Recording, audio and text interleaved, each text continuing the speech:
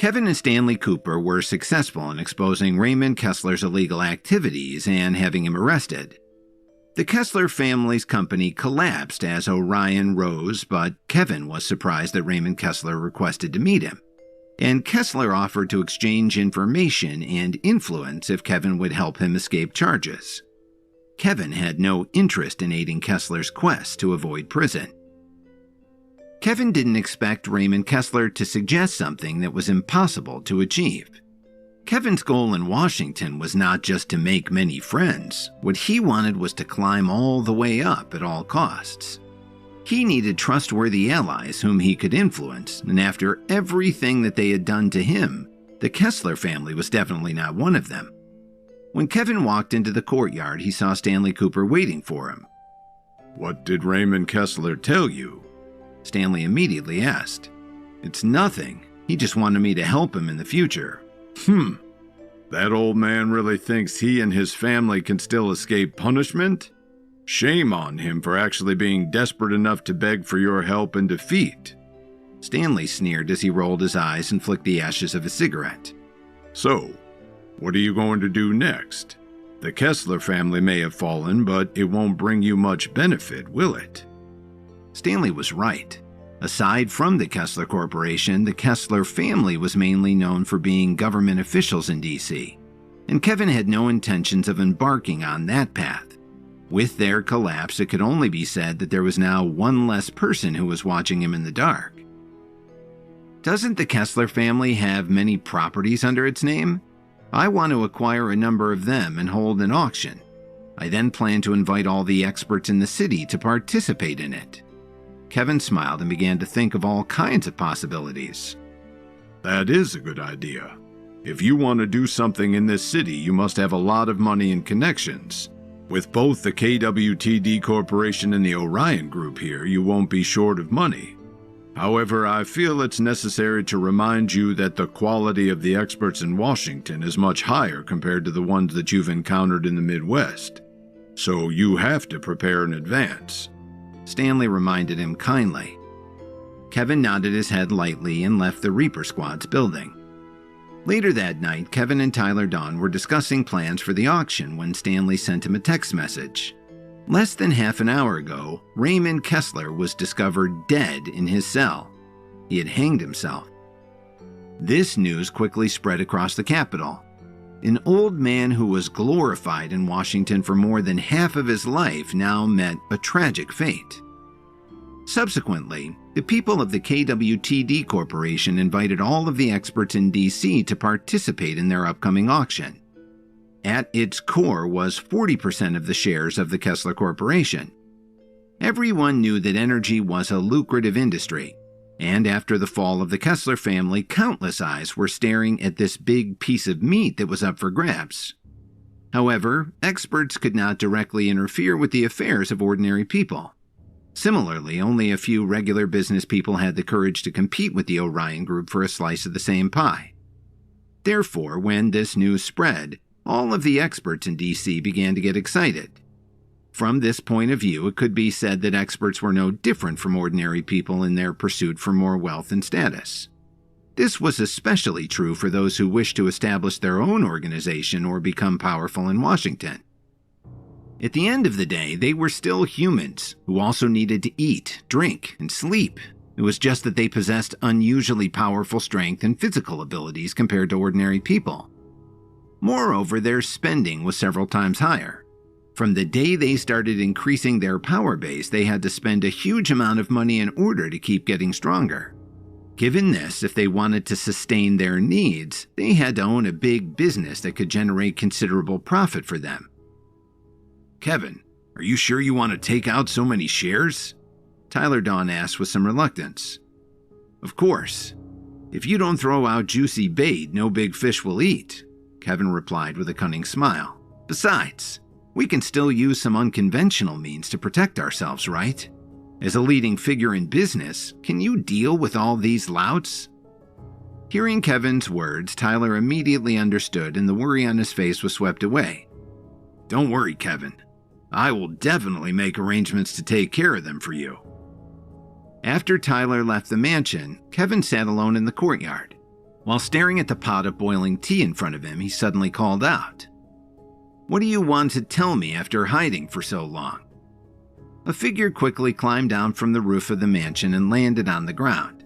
She then lowered her head to Kevin respectfully and uttered, "Greetings, Messenger Williams." Kevin's hand, which had been pouring tea into his cup, paused in midair as he looked up and asked, "Why are you looking for me?" "Since the Alliance leader has gone to battle against the Myriads, the director sent me to invite you to take charge of the Alliance's headquarters." The woman didn't even dare to raise her head. "Is this the Alliance leader or the director's order?" Kevin pretended to be dignified and asked.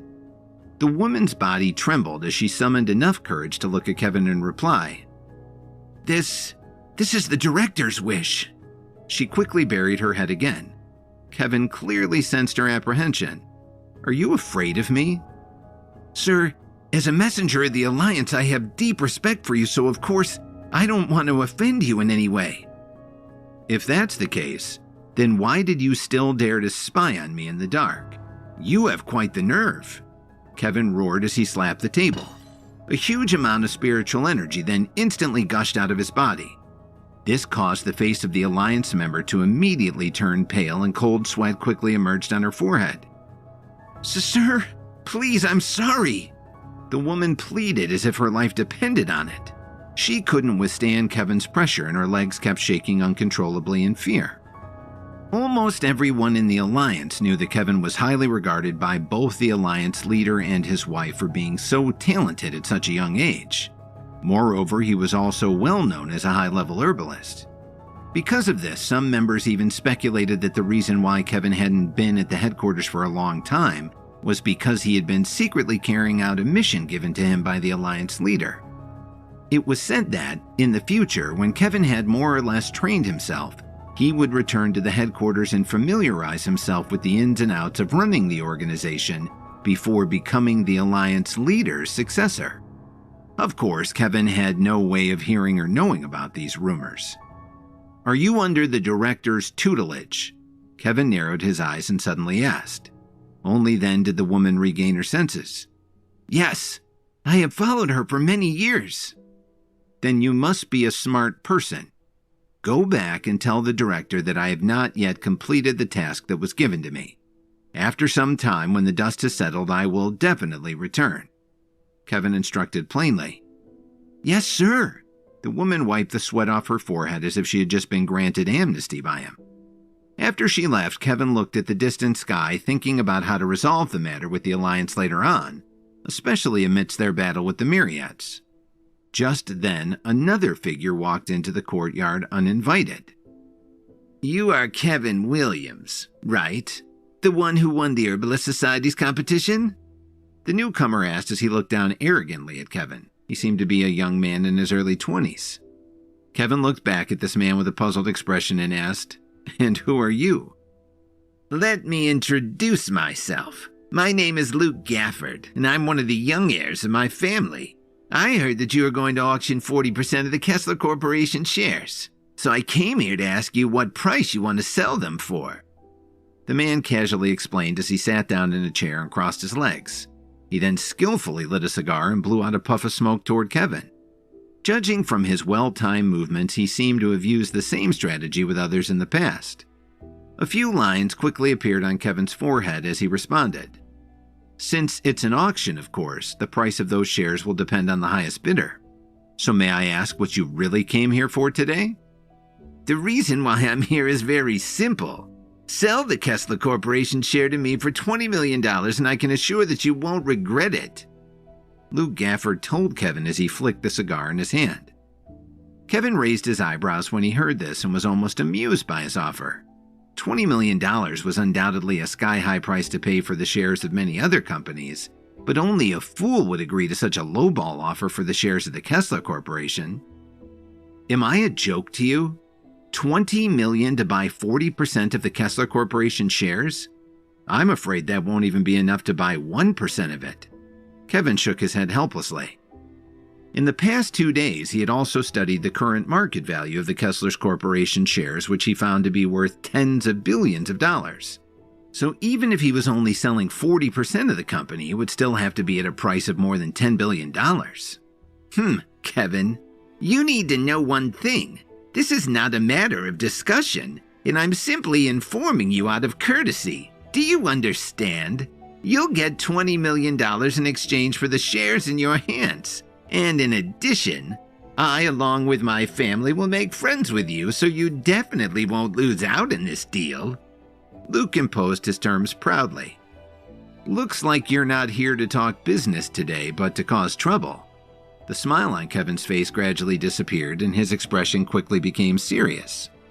So what if you know my true intentions? Do you think that you can still chase me away? Luke snorted coldly and threw his cigar on the ground. Kevin, don't think that you have the right to be arrogant just because you destroyed the Kessler family. You are still a nobody in the eyes of the Gafford family. Do you know what I am capable of doing to you with just one sentence? Is that so? Then why don't you give it a try? Kevin licked his lips. Since Luke was treating him so disrespectfully, he had no reason to continue being polite either. Kevin, do you really not want to accept my terms? I'm giving you one last chance to reconsider, so you had better think about it carefully. Otherwise, don't blame me for what happens to you. Luke's face had turned completely gloomy. He looked as if he was about to make a move any second now. However, Kevin remained unbothered by his threat as he sat calmly in the same spot without any intention of moving at all. Kevin, don't be so greedy. Can't you see that we're doing you a favor? Having my family as an ally is worth more than you can possibly imagine. Giving you $20 million is already considered a very generous offer from my family. You should be grateful that we even offered you a sum of money for those shares. Luke continued to speak coldly. Then I might have to disappoint the kindness of the Gafford family. Kevin pointed at the door and said slowly, I still have some matters to deal with, so I won't see you off, Mr. Gafford. How dare you look down on me? I should teach you a lesson in respect right now. Luke stood up and shouted. A wave of spiritual energy was suddenly released from his body, forming a strong pressure that wrapped around Kevin. Second stage of level 5, Kevin remarked with a mocking smile. You want to snatch the Kessler Corporation shares from me with just this bit of strength? I'm afraid that it's far from enough to intimidate me. As soon as his voice fell, Kevin lightly stomped on the ground with his right foot, emitting a powerful force that instantly shattered Luke's own spiritual energy. When he felt the impact of Kevin's pressure, Luke let out a muffled groan and was forced to take a few steps back. As he struggled to catch his breath, blood slowly flowed out from his nostrils. Kevin, how dare you attack me? Luke pointed at Kevin and roared at him. His chest kept rising and falling as he seethed in anger. I'm sorry. Did I offend you? I would have been nicer if you would have shown me some respect earlier. Instead, all you did was insult me and treat me like a fool. So if you don't leave now, I will definitely make you bleed much more than that. Kevin warned him sternly. He then pressed his right hand on the table and applied some force, instantly shattering the table into pieces. You... Luke's pupil suddenly shrank as he swallowed his saliva and retorted. You better remember this, Knight. I won't let you go so easily the next time we meet. After saying those words, Luke Gafford turned and left the courtyard with his tail between his legs. When he was gone, Kevin narrowed his eyes and muttered, Looks like the Kessler Corporation shares are more desirable than I imagined. Of course, a voice suddenly sounded. Kevin immediately raised his head and saw Jake Morris standing next to him. It's been a long time since I last saw you. Jake sat down opposite Kevin. From the Alliance Director subordinate to Luke Gafford and now Jake Morris, this night was filled with too many surprises. Why did it seem as if everyone knew exactly where to find him?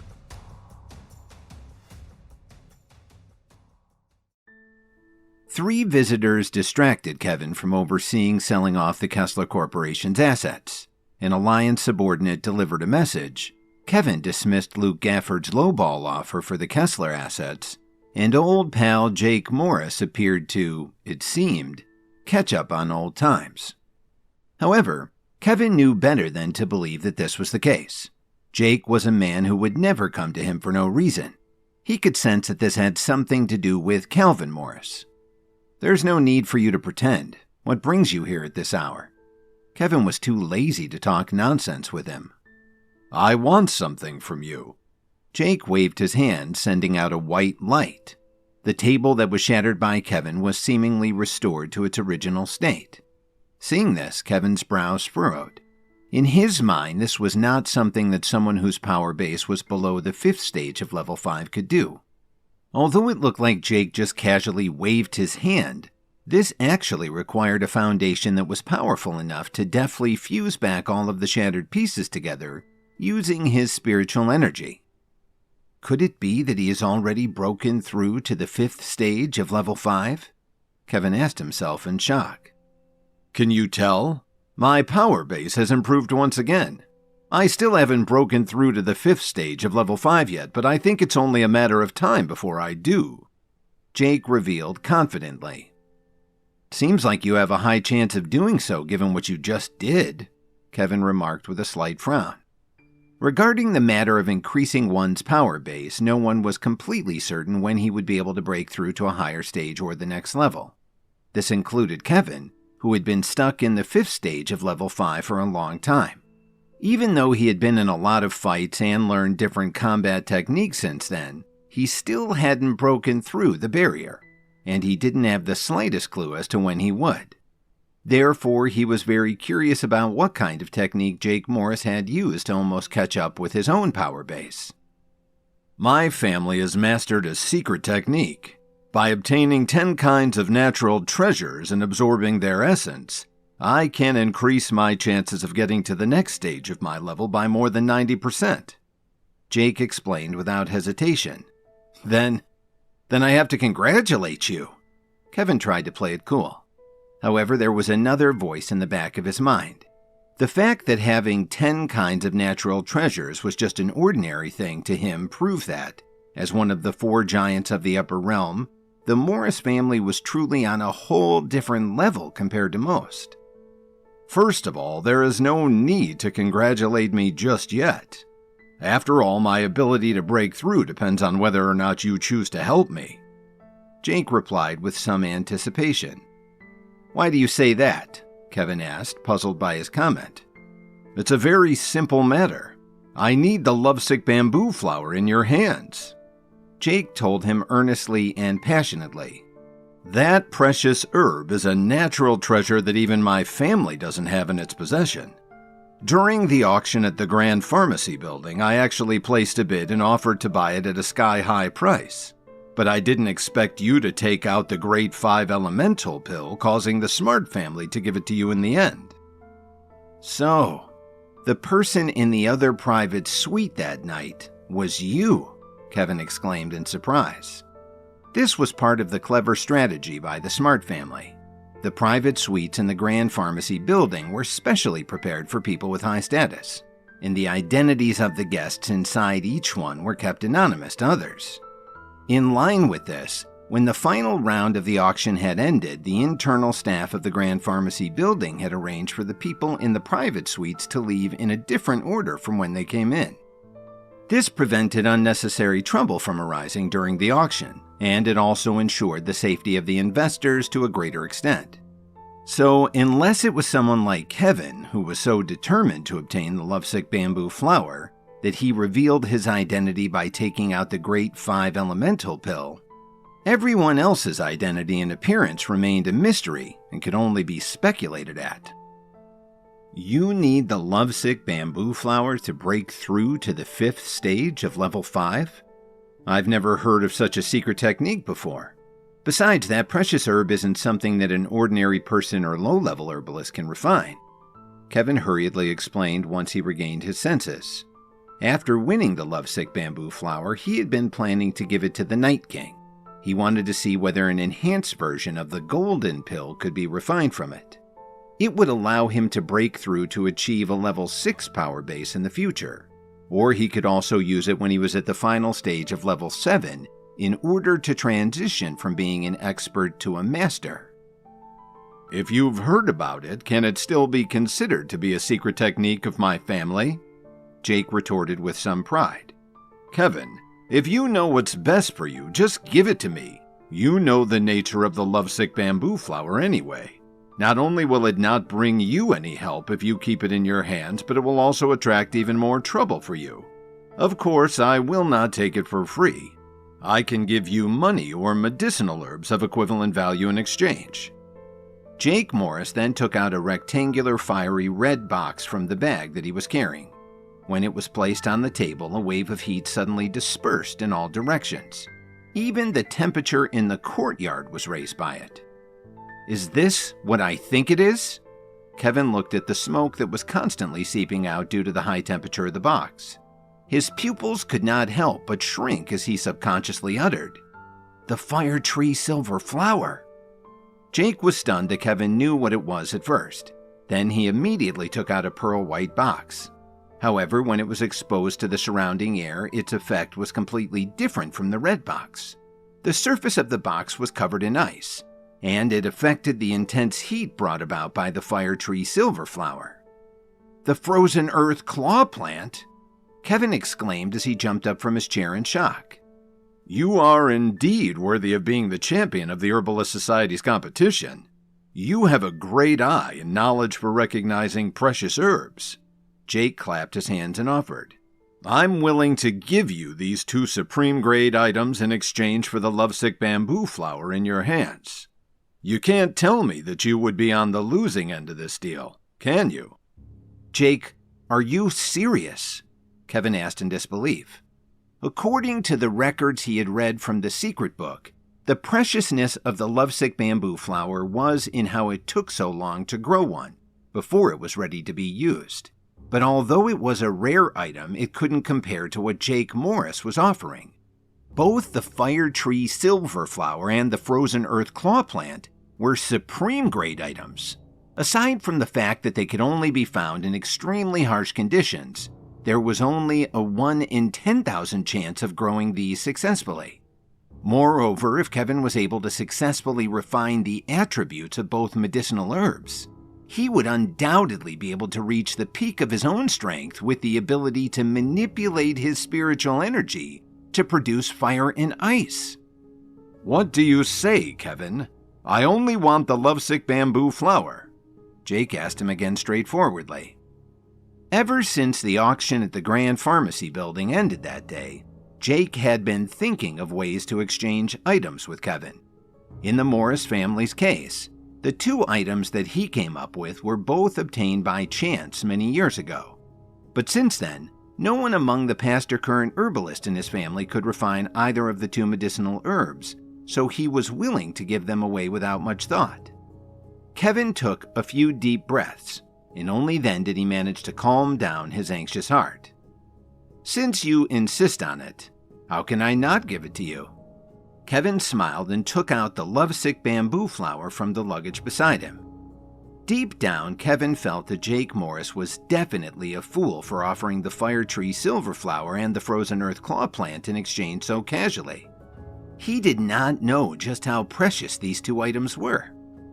At the moment, they were probably the only ones of their kind that existed in the world, and even if all other conditions for growing them weren't an issue, he would still have to wait at least a few decades or even 100 years before coming across these herbs again. At the same time, Jake was also very happy after finally getting what he wanted. As long as his power base could break through to the 5th stage of level 5, he would be able to leave Calvin Morris far behind in terms of strength, and gain an advantage over his half-brother in the competition for becoming the future head of the Morris family. Oh, right, Kevin. There is something else that I need to remind you about. There is only 1 year left before the epic clash is set to take place. Given this, you have to make the best use of your time to improve your power base as well as to nurture a force with a solid foundation in Washington. Otherwise, you will have no choice but to watch me compete from the sidelines. Jake kindly remarked after keeping the lovesick bamboo flower. Wait a moment. What is this epic clash? Does it have anything to do with entering the upper realm? This was the first time that Kevin had heard about this. You have been in the capital for so long and you still don't know about it? Jake shook his head and patiently explained. Every 5 years, 10 promising individuals from the younger generation will be provided with the opportunity to enter the upper realm.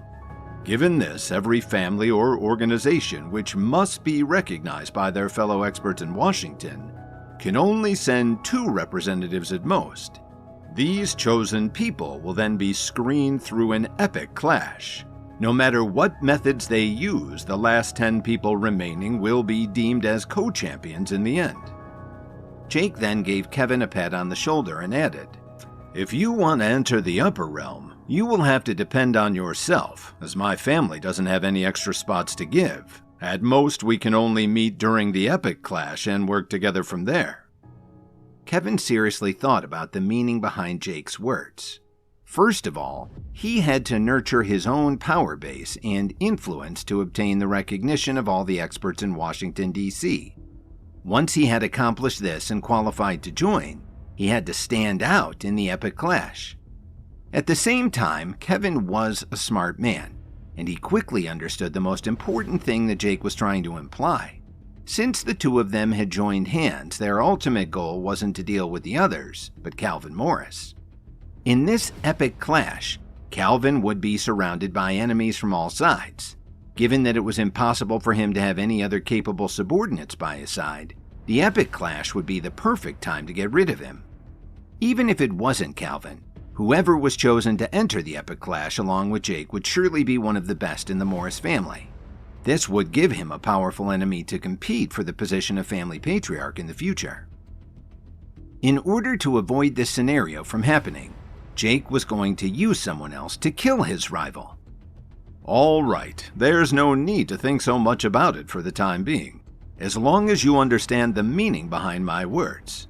Anyway, you seem to have no shortage of people helping you to establish an organization here in Washington. Aside from that, you can also have a few of your subordinates from the Midwest transferred over along the way. If you need my help, feel free to ask. I will definitely not stand idly by. However, Kevin's eyes suddenly became cold. He quickly looked up at the door and shouted, "Who's there?" But before he even finished speaking, a white light flew out of Jake's hand and easily penetrated the wall. His right hand then turned into the shape of a claw as he used his spiritual energy to pull someone inside. Seeing the man with his eyes closed, Kevin was stunned for a moment. Don't worry, he's not dead. I just hit one of his pressure points and he fainted from the impact. Jake reassured him in a relaxed manner. Kevin subconsciously took a deep breath and looked at Jake with a slight frown. Just as Kevin noticed that someone was on the other side of the wall, Jake had already made his move. After penetrating the wall with his spiritual energy, he then changed the intensity of his power to knock this man unconscious with a single blow. Seeing the degree of control that Jake had in using his spiritual energy, as well as his precise understanding of the pressure points in the human body, Kevin couldn't help but feel inferior to him. "Can you wake him up?" Kevin slowly asked. Why would you want me to do that? Wouldn't it be easier just to ask someone to get rid of him? "Shouldn't I know who sent him first?" Kevin pointed out as he tried to reason with Jake. Don't worry. The person behind him will naturally show up if this man doesn't come back alive. Upon hearing this, Kevin was speechless. He had no idea why Jake was so adamant about disposing of this man. Were all young people from wealthy and influential families this arrogant and impulsive?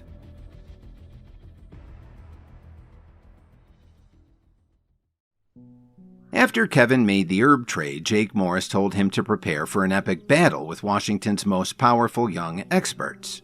Aside from the top 10 participants being able to enter the upper realm, Jake also saw this as an opportunity to get rid of Calvin Morris with Kevin's help and secure his position as their family's future head. When both of them suddenly sensed that someone was lurking outside, Jake used his spiritual energy to knock the man unconscious and pull him inside. The two of them then debated about whether or not to wake this person up.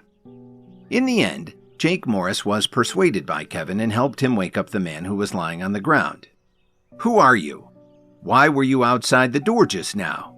Kevin asked coldly. My name is Julian. Mr. Williams, Alexander Smart sent me here to invite you over to the Smart family's mansion. However, since I could hear that you were busy discussing matters with someone else, I decided to wait outside until it was over." Julian explained his actions as he lowered his head. While Julian had seen many powerful experts throughout the years, this was the first time he had encountered someone of Jake Morris's caliber. He didn't even have time to react before he fainted. "Alexander Smart sent you here?" Kevin thought for a moment and then suddenly remembered that during the Grand Pharmacy Building's auction, he had also promised to refine pills for the Smart family in exchange for the lovesick bamboo flower. "Since you have some other matters to attend to, I will leave now. However, you'd better take what I just told you to heart. Also, the taste of your tea is too unpleasant to drink. I will send someone to bring you much better tea," Jake uttered as he put his hands behind his back and left. Only then did Kevin put away the fire tree silver flower and the frozen earth claw plant. Under Jillian's lead, they soon arrived at the Smart family's residence. As the most powerful family in the pharmaceutical industry in all of Washington, the Smart family's residence was not in the city, but somewhere far out in the suburbs. Given this, Kevin had previously found out about the Smart family's business affairs from Olivia Rafferty. Having established their foundation in the pharmaceutical industry, the entire hillside behind their mansion was privately owned by their family. This served as an orchard for many top-quality medicinal herbs. Upon arriving at the Smart family's mansion, Kevin smelled a sweet fragrance the moment he stepped into the door. He couldn't help but close his eyes for a moment as he outstretched his arms and took a deep breath to enjoy it. Julian saw Kevin's current condition and took the initiative to explain this phenomenon to him. "Mr. Williams, what you are smelling is a medicinal herb called the fragrant sky orchid. Its fragrance can make one's mind feel clear and refreshed." "Fragrant sky orchid? It's really something," Kevin praised. "It's actually very common around here. We have fragrant sky orchids planted all over this mansion." Julian's eyes were filled with pride and his face carried a proud smile as he said this. "Anyway, this way, please." However, just as the two of them were about to enter the courtyard, a scolding voice suddenly sounded. "Stop right there! Who dares to trespass into my family's courtyard?" Looking over, Kevin saw a young man with a gloomy face walking over, and as he angrily approached, his body seemed to emit a faint red light. "Don't say that. Mr. Kevin Williams is our guest. It was your father who sent me to invite him over." Julian hurriedly introduced the man to Kevin. "This is Alexander Smart's son, Hayden." Kevin did not say anything. Instead, he just looked at Hayden Smart and nodded. "Dad invited him over?" Hayden slowly walked around Kevin and sized him up. "Wait, are you the one who won the Herbalist Society's competition?" "It's just a title. I don't deserve any special praise or attention." Kevin was not used to people looking at him from head to toe like this, as if he was some sort of circus attraction or something. I previously thought that the competition's champion would be someone of legendary status, but after seeing you today, there really is nothing much to see. So what brings you here? Are you here to apply for a job or something?" Hayden asked with a frown. "I'm here to see Alexander Smart," Kevin replied without any hesitation. While this was going on, Julian had already lowered his head and didn't dare to say another word. Hayden Smart was considered to be a promising young talent in the Smart family. However, he was also known for having a violent temper, and very few people could catch his attention without drawing his ire. "Oh, is that right?" Hayden snapped. "Don't think that being the Herbalist Society's champion means that you're on the same level as my family. In fact, the only reason you won in the first place was because I didn't want to participate in the competition. I only let someone like you get away with it out of pity. But since you are here to look for a job, perhaps I can arrange something for you." Julian had a bad feeling about what he was about to suggest and decided to step in. "Hayden, Mr. Williams, he—" "Shut up! Do you think you have the right to interrupt me while I'm talking?" Hayden forcefully interrupted Julian's words. He then looked back at Kevin and asked, "What do you say, Kevin?" "I wonder what kind of job you have in mind for me," Kevin replied with a sneer. Since you are able to refine pills, you must also know a lot about the care of medicinal herbs. So because it's time to fertilize all the herbs on the hillside, why don't you pick up some manure over there to fertilize them? Your skills and effort will definitely be of great use to us." Hayden mocked him and laughed out loud at his own suggestion. Kevin looked at him and retorted without changing his expression. Medicinal herbs need to be carefully protected, just like children, and fertilizing is like giving them nourishment. In order to make sure that they're being given good, nutritious food, we have to let others try it first before we can determine whether it's safe and of good quality. Since I can see that you have nothing to do right now, how about I leave the matter of being the guinea pig to you?" Upon hearing this, Julian suddenly raised his head and looked at Kevin in shock. Did he really just say that? As long as Julian could remember, no one had ever dared to say such a thing to Hayden, and it was obvious that Kevin was trying to make him eat his words. How dare you?" Hayden's chest kept rising and falling as he seethed in anger. "I guess you're not as brave as I thought. After all, eating manure requires a lot of courage," Kevin teased as he looked at Hayden with a mischievous smile. He had never been afraid of anyone before when it came to trading insults. "You are asking for a beating!" Hayden was so angry that he swung his fist toward Kevin. Julian subconsciously closed his eyes. He couldn't bear to see Kevin being hit. But after not hearing any sound or reaction for a long time, he slowly reopened his eyes. To his surprise, he saw that Kevin had managed to grab Hayden's hand. His face had completely darkened, and no matter how hard Hayden struggled, he couldn't break free from his hold. "Kevin, hurry up and let me go. Did you hear me? I must remind you that you're in the Smart family's mansion. This is not a place for you to act recklessly." Hayden threatened as he tried to pull his hand away with all his might, but it was to no avail. "I see that you're getting quite angry. Why don't I let you clear out some of that fire?" Kevin suddenly let go of his hand. This time, Hayden could not react in time. The force of his own momentum had forced him to stumble back several steps, and if it wasn't for Julian helping him stay up in time, he would have fallen to the ground in a sorry state. "Kevin, how dare you attack me?" Hayden pushed Julian away and spat out some harsh words. "You have left me with no choice but to teach you a lesson. I will make sure that you pay for this." Julian shook his head helplessly when he saw Hayden retreating further and further away. He walked toward Kevin and smiled apologetically. "Hayden has been spoiled ever since he was young. I apologize on his behalf for offending you. He really doesn't know any better." "Don't worry about it," Kevin reassured as he glanced at Julian and then fixed his gaze in the direction where Hayden had disappeared. He really couldn't understand why Hayden had acted so arrogantly toward him. Could it really be pinned entirely on his upbringing as a young heir of a wealthy family? Whether this was true or not, Kevin decided to reserve his judgment until later, as he followed Julian to the courtyard. Kevin hoped that his meeting with Alexander Smart wouldn't be as dramatic as the one had been with his upstart of a son.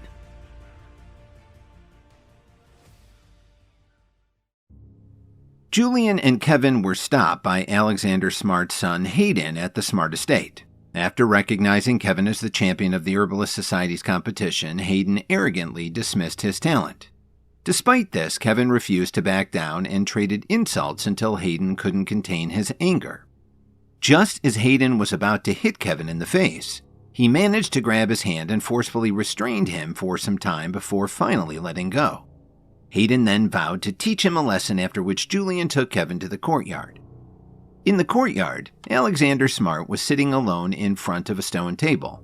After closing his eyes and smelling the cup of coffee in his hand, he took a sip. Although it was just a mouthful, it felt very refreshing. "Sir, Mr. Williams is here," Julian respectfully reported. Only then did Alexander Smart reopen his eyes and look at Kevin. He then excitedly stood up and walked up to him.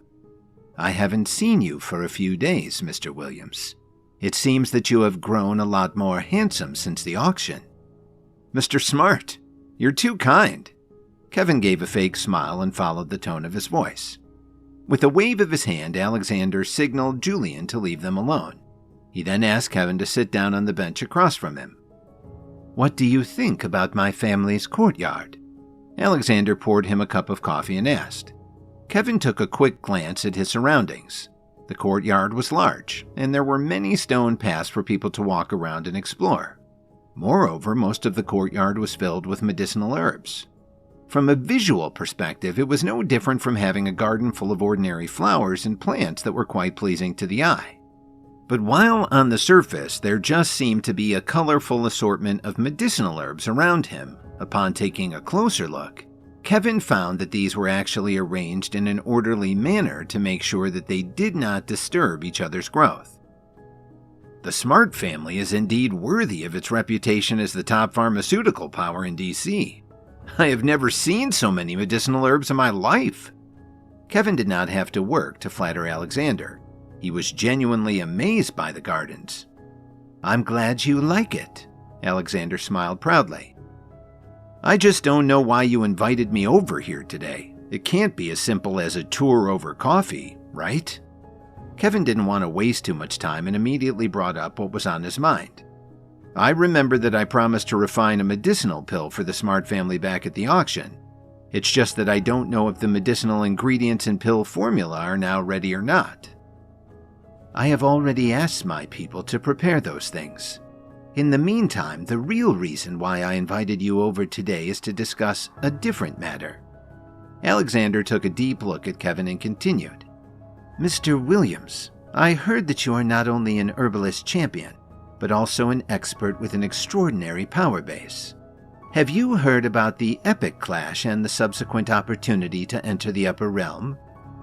"I have heard a little about it. Could it be that the Smart family also wants to enter the Upper Realm?" Kevin asked with a surprised frown. He had once asked the Night King what kind of method was the most difficult path in the world to take as an expert. Kevin clearly remembered the Night King's answer. It was undoubtedly impossible to rely solely on medicinal pills to improve one's power base enough to enter the Upper Realm. Besides, didn't Earl Mathis tell him the same thing? "Mr. Williams, you might not know this. While my family is said to be the biggest giant in the pharmaceutical industry, if we don't enter the Upper Realm, the Smart family will never be able to truly rise to the top."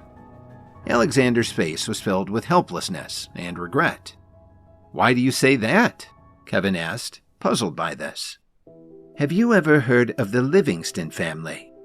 Alexander squinted his eyes and asked.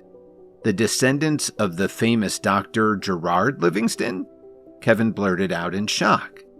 There have been many famous doctors in the country's past, but very few of them have passed down their reputation for several generations until today, like the Livingston and Smart families. Yes, and there is a key difference between our two families. While the Smart family has also built its foundation in medicine, the Livingston family possesses an encyclopedia that was written by none other than Gerard Livingston himself. So in terms of knowledge of medicinal herbs, my family has long been left far behind," Alexander admitted with some heartache. Upon hearing this, Kevin finally understood one thing. The reason why the Smart family planted so many medicinal herbs around their mansion and on the hillside behind them was not only to show off their reputation as the city's top pharmaceutical family, but also to imitate what the Livingston family had done. Alexander Smart wanted to find out the characteristics of all the herbs and compile something similar to Gerard Livingston's encyclopedia. If you view them as your main competition, does this mean that the Livingston family has already entered the Upper Realm? Kevin asked carefully, afraid that he would trigger a sore spot for Alexander. That's right. The Livingston family has already entered the Upper Realm and has become a powerful family in their own right. Even if we are currently not competing with them on a business level, their strength can't be underestimated. Given this, I invited you here today because I wanted to ask you to become our ally.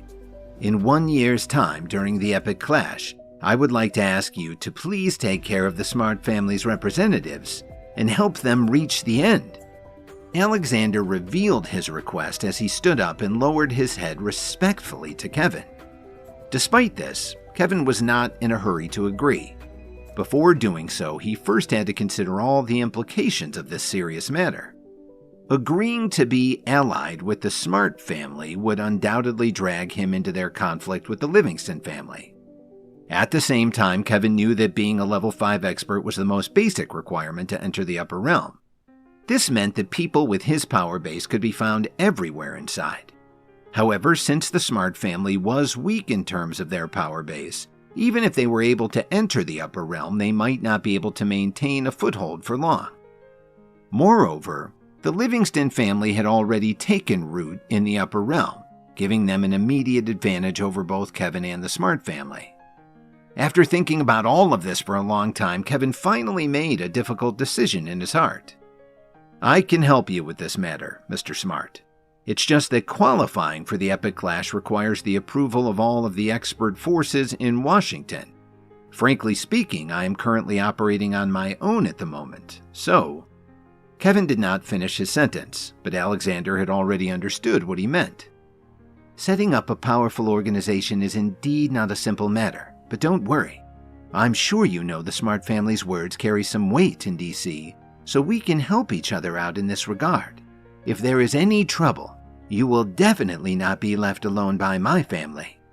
Alexander quickly reassured him with a pat on the shoulder. Kevin smiled happily when he heard this. He felt that working with the Smart family would ultimately save him a lot of trouble. After that, the two of them discussed a lot of things about medicinal herbs, mainly the medicinal pills that he was going to refine for the Smart family. Only then did Alexander Smart realize that he had been mistaken in his first impressions of Kevin.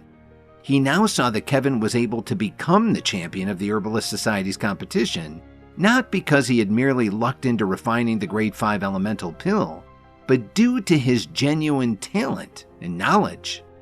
However, what he didn't know was that all of Kevin's eloquent answers to his endless questions were found in the secret book, which he always kept with him. "Mr. Williams, it's getting late. Why don't you stay for some dinner before leaving?" Alexander invited him warmly. "I appreciate the offer, but there's no need for that, Mr. Smart. Besides, I still have a lot of other things to take care of. Rest assured, I will personally treat you to a meal when I have time." After saying this, Kevin got up and was about to leave. Just then, a loud noise was suddenly heard not far away from where they were sitting. As Kevin and Alexander turned around, they saw Hayden aggressively walking over with a group of men. "Look, that piece of trash is still in my courtyard. When I give my order, just charge forward and give him a good beating." Hayden loudly commanded the people behind him. "You guys don't need to worry about anything. Even if you beat him to death, I will bear full responsibility for it." "Mr. Smart, it seems that you need to see the good show that your son is putting on." Kevin crossed his arms in front of his chest and laughed mockingly. Seeing that his son was up to no good, Alexander's face became dark. Very quickly, Hayden came in front of Kevin. "It's a good thing that you're still here. Do you dare to talk back to me again?" Looking at Hayden straight in the eye, the smile on Kevin's face became wider and wider. "I wonder what you plan to do with me." "Of course! I'm going to teach you a lesson!" Hayden took a step back and made space for the men behind him. He then gave his order. "Get him!" "I want to see you try!" Alexander could not hold it in any longer and roared as he stood up and showed himself.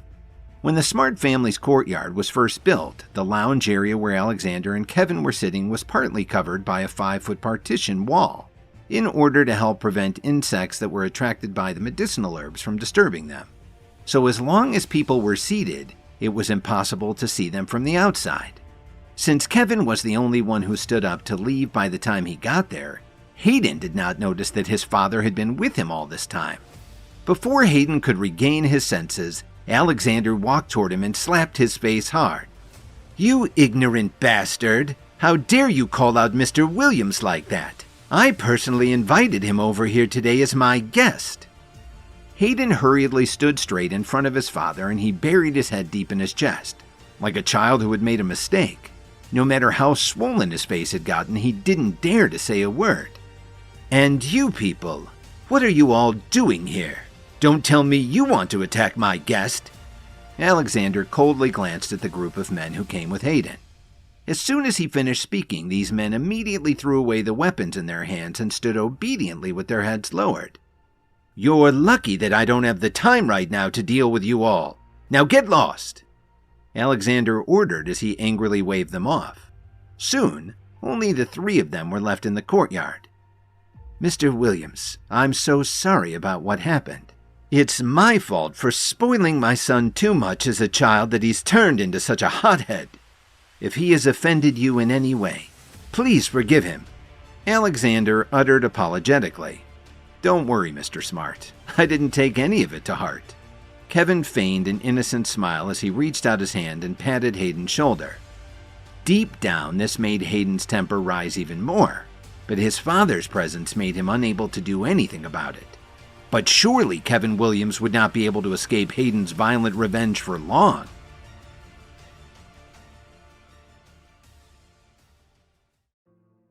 Alexander Smart asked Kevin to enter the upcoming epic clash on behalf of the Smart family as a way of earning them a place in the upper realm. Kevin bartered and asked for Smart's help in setting up his Washington business empire, though the partnership didn't please Smart's son Hayden, who attempted to accost Kevin with a group of his henchmen. To be honest, Kevin really didn't think much of Hayden's actions earlier. In his opinion, Hayden was just a young man who hadn't matured yet. After all, it was normal for young people like him, who had been spoiled by their family's wealth since they were young, to act with an air of arrogance and self-entitlement. However, a trace of worry still remained in Kevin's heart. If the younger members of the Smart family were all like this, their relationship as allies would be greatly affected in the future. Fortunately, the Smart family still had Alexander Smart and the other senior members to support them. In the end, who could predict what would happen in the future? Although it was necessary to prepare for the worst, Kevin couldn't be too worried about things that hadn't happened yet. After all, he had other more pressing matters to address. Alexander glared fiercely at his son, then turned his head and said to Kevin, "Mr. Williams, my older brother is currently out of town.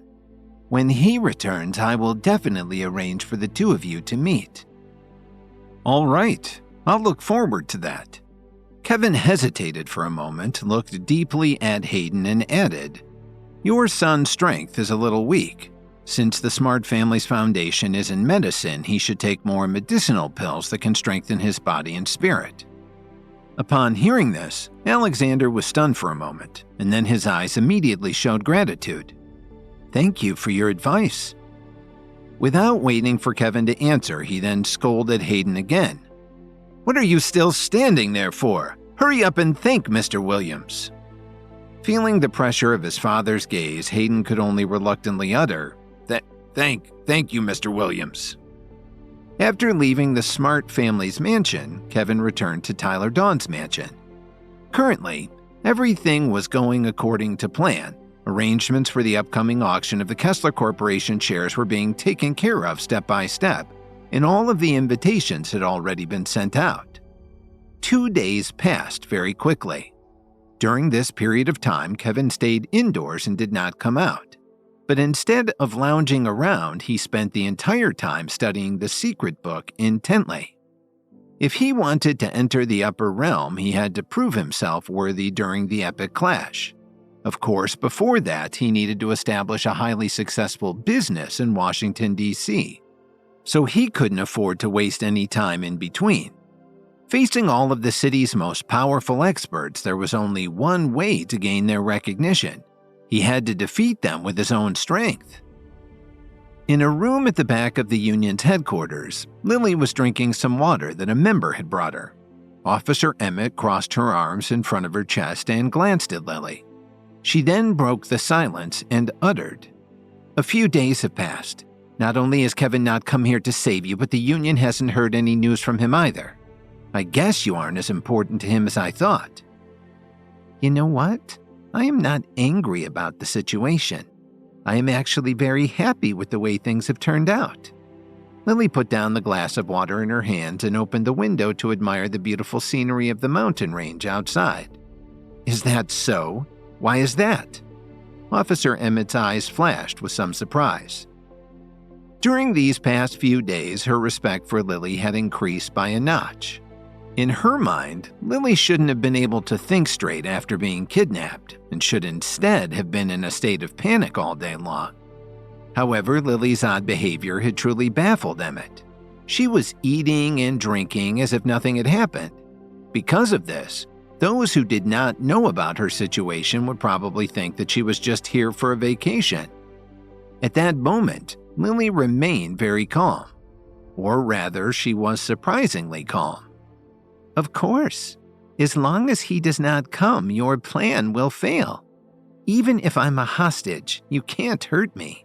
Otherwise, if something bad happens to me, the union's reputation will definitely take a hit once people find out. Lily explained softly. However, since Lily was facing the window, Officer Emmett could not see the deep sadness in her eyes as she said this. Does Kevin really not care about what happens to you? Well, let's see about that. Besides, don't you know that the union has ways to cover its tracks? Perhaps it's time to inform Ariana Titus that it's time to use some unconventional means to deal with you. Officer Emmett sneered as she narrowed her eyes and pretended to be unaffected by Lily's words. You don't need to scare me with empty threats. If you really had the means, why haven't you used them already? Lily retorted without turning her head. Although her tone sounded very calm, she was clenching her hands tightly as she tried her best to keep it together. Just like what I said before. As long as you don't leave this room, we will take care of your needs and keep you alive. Officer Emmett coldly snorted and left the room. Meanwhile, Lily was still looking deeply at the distant scenery. No one knew what she was thinking. 3 more days passed in the blink of an eye. The auction held jointly by the KWTD Corporation and the Orion Group was finally about to begin. These 2 large companies were excited to make a lot of money as they sold the Kessler Corporation's assets to the highest bidders. While the affairs of experts had always been independent of ordinary people, there were a lot of companies in DC that were secretly working for their interests in exchange for some protection. But this time, things were different, as the 2 companies were openly doing business with the city's most powerful experts. As long as matters were kept strictly professional, there wasn't anything wrong with holding this auction, right? At the KWTD Corporation's headquarters, a long red carpet was laid out from the inside of the building. Several receptionists were lined up on both sides to give each guest a warm greeting. As part of the welcoming committee, Kevin was waiting at the entrance with Tyler Dawn and Terry Watford, along with the senior executives of both companies. Are you all ready? Nothing must go wrong today. Terry stressed the auction's importance to his security guards repeatedly. Don't worry, sir. The whole building is surrounded by our people. There will be 5 or 6 teams patrolling every minute. Moreover, there are surveillance cameras all over the building to ensure that we don't miss any blind spots. There won't be any mistakes. The security guard closest to Terry reassured him respectfully. However, Terry did not feel relieved by this at all. Instead, he reminded him sternly, There is nothing wrong with being extra careful. Yes, sir. The security guard replied firmly, but his hand visibly trembled at the same time. Seeing this exchange, Kevin and Tyler looked at each other with some surprise. They had to admit that they were impressed by Terry. Just this careful attitude alone was enough to show the importance of today's auction for both companies. Soon, a convoy of luxury cars stopped along the street outside the KWTD Corporation. In front of them, there were 2 or 3 black cars, and behind them there was a huge limousine. "They're here!" Kevin exclaimed as he took a deep breath and clenched his fists. This was the first time he had truly come into contact with the city's most powerful experts. As such, he was eager to find out how powerful these people were and how he measured up against them. How far could he go in Washington after this? Just then, a group of men came out of the limousine and took over as security. Because of this, the security guards from earlier initially thought that someone had come to take their jobs. Luckily, Terry stepped in and explained the situation before things escalated. As Kevin watched those people who were getting out of their luxury cars one by one, he frowned slightly. They were all dressed up in coats with their family crests embroidered on them. Furthermore, each leader had 2 bodyguards standing by their side. This made Kevin a little surprised. After all, even if the representatives who came to attend today's auction were not necessarily the heads of their respective families, they were still important figures nonetheless. In contrast, since Kevin's own power base was definitely not low, he saw no reason for him to be escorted by any bodyguards. Suddenly, Kevin thought of a possibility. Perhaps things weren't as simple as he imagined when it came to dealing with the city's most powerful experts. "Kevin, should we go and welcome them?" Tyler whispered in Kevin's ear as he looked at all these experts who were now standing just a couple of feet away from them. "Of course we should. After all, our guests are all very important people." Kevin responded with a meaningful smile on his face. He then took the lead and walked forward as Terry Watford, Tyler Dawn, and the others quickly followed. Kevin was aware that the auction was more than just a sale of the Kesslers' assets. It was a way of cementing his role in Washington as a force to be reckoned with. And because of that, everything had to go perfectly. But Kevin also knew that there were very few days in his life that didn't hold some dangerous surprises.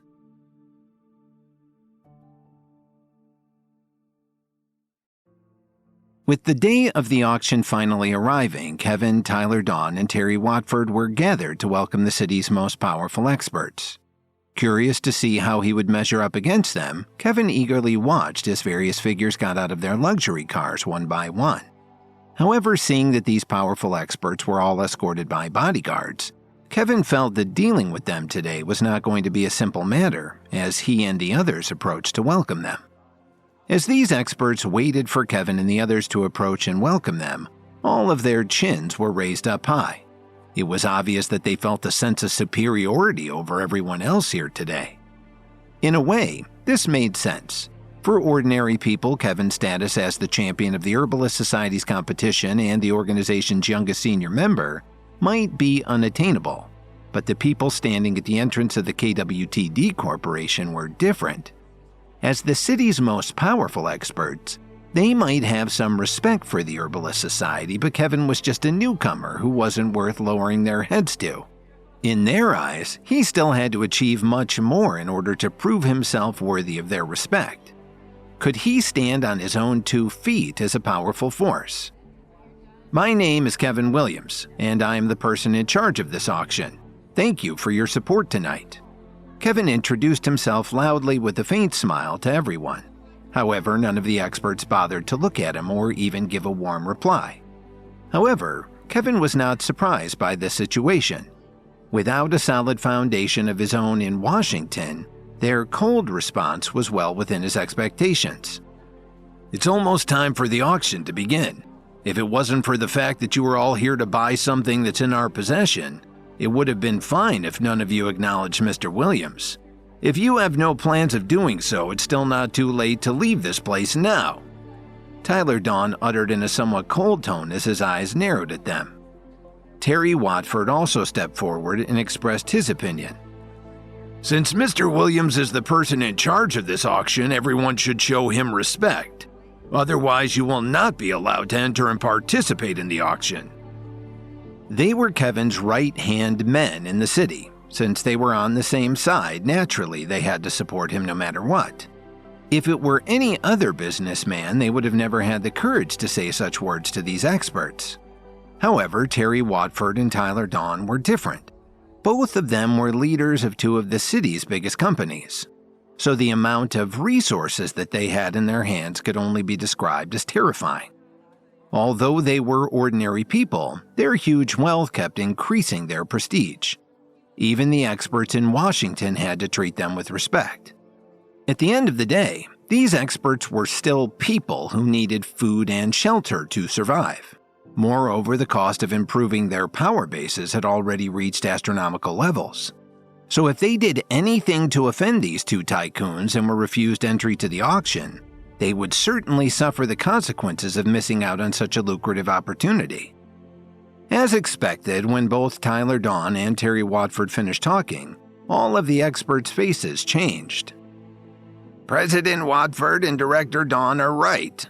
An old man with the family name Gafford embroidered on his coat quickly agreed with a smile and lowered his head to greet the two of them. At the same time, Kevin looked at the two men with surprise. It seemed that he had underestimated Tyler Dawn's and Terry Watford's influence. They had demonstrated what it meant to be a wealthy business leader in Washington. When he finally regained his senses, Kevin turned his head and asked with a frown, "You're from the Gafford family? Any relation to Luke Gafford?" "Why do you ask?" The old man, Daryl Gafford, responded with a puzzled look in his eyes. "I just wanted to know if he's a member of your family," Kevin told him calmly. "Luke is one of my family's promising young members. Could it be that the two of you are good friends?" Daryl confirmed Kevin's suspicions with a faint smile. "All right. The people of the Gafford family will not be allowed to participate in today's auction," Kevin announced as he nodded decisively. Upon hearing this, Daryl was stunned for a moment, then his brows quickly furrowed as he asked, "Mr. Williams, what do you mean by this? What's going on here?" The surrounding people were also shocked by this. Although the Gafford family wasn't considered a leading force among the city's experts, they still weren't people that Kevin could afford to take lightly. With Kevin's decision undoubtedly being like a slap to the Gafford family's face, everyone else was understandably confused by what he had done. Was I not clear enough? Everyone from the Gafford family must leave right now. As for the reason behind this, why don't you ask Luke when you get back home?" Kevin coldly retorted. He then waved his hand at them impatiently and added, "Didn't you hear me? Hurry up and leave. Don't disturb everyone else here." Tyler Dawn and Terry Watford wanted to say something, but Kevin stopped them before they could even utter a single word. "The auction is about to begin, so everyone must enter the building in an orderly manner. I can guarantee everyone that as long as nobody plans to cause any trouble today, you will all have a good chance of getting what you want." After saying this, Kevin turned around and entered the KWTD Corporation. Many of the expert families squinted their eyes and scratched their heads at what they had just witnessed. They all had the same thought in their minds. This young man was a lot more experienced than they had imagined. However, there were others who still couldn't see through Kevin's actions. Feeling that he was too reckless, some of them even felt anger in their hearts. No matter what, the Gafford family was still known as one of the expert families in the city. By driving them away from the auction before they even entered the building, it was as if Kevin did not think that any of the others were on the same level as he was. But was that really the case? Before the auction was about to begin, Terry Watford entertained the numerous experts inside the venue to pass the time. Meanwhile, Tyler Dawn went backstage to find Kevin. "Kevin, what just happened? Why did you send the Gafford family representatives away?" Tyler got straight to the point and asked. Kevin was sitting on a sofa browsing through the auction catalog in his hand. "How's the Gafford family's influence in Washington, D.C.?" Kevin asked without even answering Tyler's question. Tyler thought for a moment, then he said, "The Gafford family is considered a small player among the experts in D.C. As business people, they own 2 hotels and a horse farm." "That doesn't sound like much." Kevin snickered as he shook his head disapprovingly. Hearing this, Tyler suddenly showed a look of realization and asked tentatively, "Kevin, are you trying to start some kind of a feud with them?" Those experts carry a sense of superiority. If I didn't do something that would give them pause and suppress their arrogance, today's auction would definitely not proceed smoothly," Kevin explained casually. "So you wanted to make an example out of them. But why did you choose the Gafford family out of everyone?" Tyler asked, still puzzled by this fact. While the Gafford family was not much of a threat to most of the other expert families in Washington, this did not necessarily imply that they were viewed as a pushover by ordinary business people. Kevin took a deep breath and expressed his thoughts. Isn't it obvious? Would the Gafford family go through the effort of sending one of their younger members to try and bypass the auction if they were truly powerful? Also, when you and Terry warned them about not being able to participate in the auction if they did not show respect, I carefully observed the changes in their expressions. Most of them had only restrained themselves. Only that man from the Gafford family stepped forward to mediate the tension and appease us. Wasn't that enough to prove that they weren't strong enough to stand their ground like the others? I merely picked out one of their weaker links to set an example. Kevin then stood up and straightened his clothes. You don't have too much to worry about. Based on what you've told me, the Gafford family is purely an expert family with only small business interests on the side. If they really dare to cause trouble after this incident, it will be much easier for me to deal with them than the Kessler family. Tyler took a deep look at Kevin and didn't say anything else. 10 minutes later, Kevin personally assumed the role of the host as he went on the stage. He then swept his gaze across everyone present before speaking. Thank you all for attending today. I won't waste your time with too much in the way of introductions, so let us begin the auction immediately. With 40% of the Kessler Corporation shares up for auction, we will divide these into 6 parts. The highest bidders for each one will be awarded their shares at the end of the auction. As soon as these words came out, all of the guests in the crowd started discussing. Such procedures were different from what they were used to. If the shares were split equally, wouldn't each part only be around 6% of the company? Because of this, there were immediately people who were unhappy about this unusual setup. Why should we agree to those terms? 40% divided into 6 parts, that comes out to such a small number. A young man from the Reaper Squad shouted loudly. That's right. The Kessler Corporation is such a huge and lucrative company.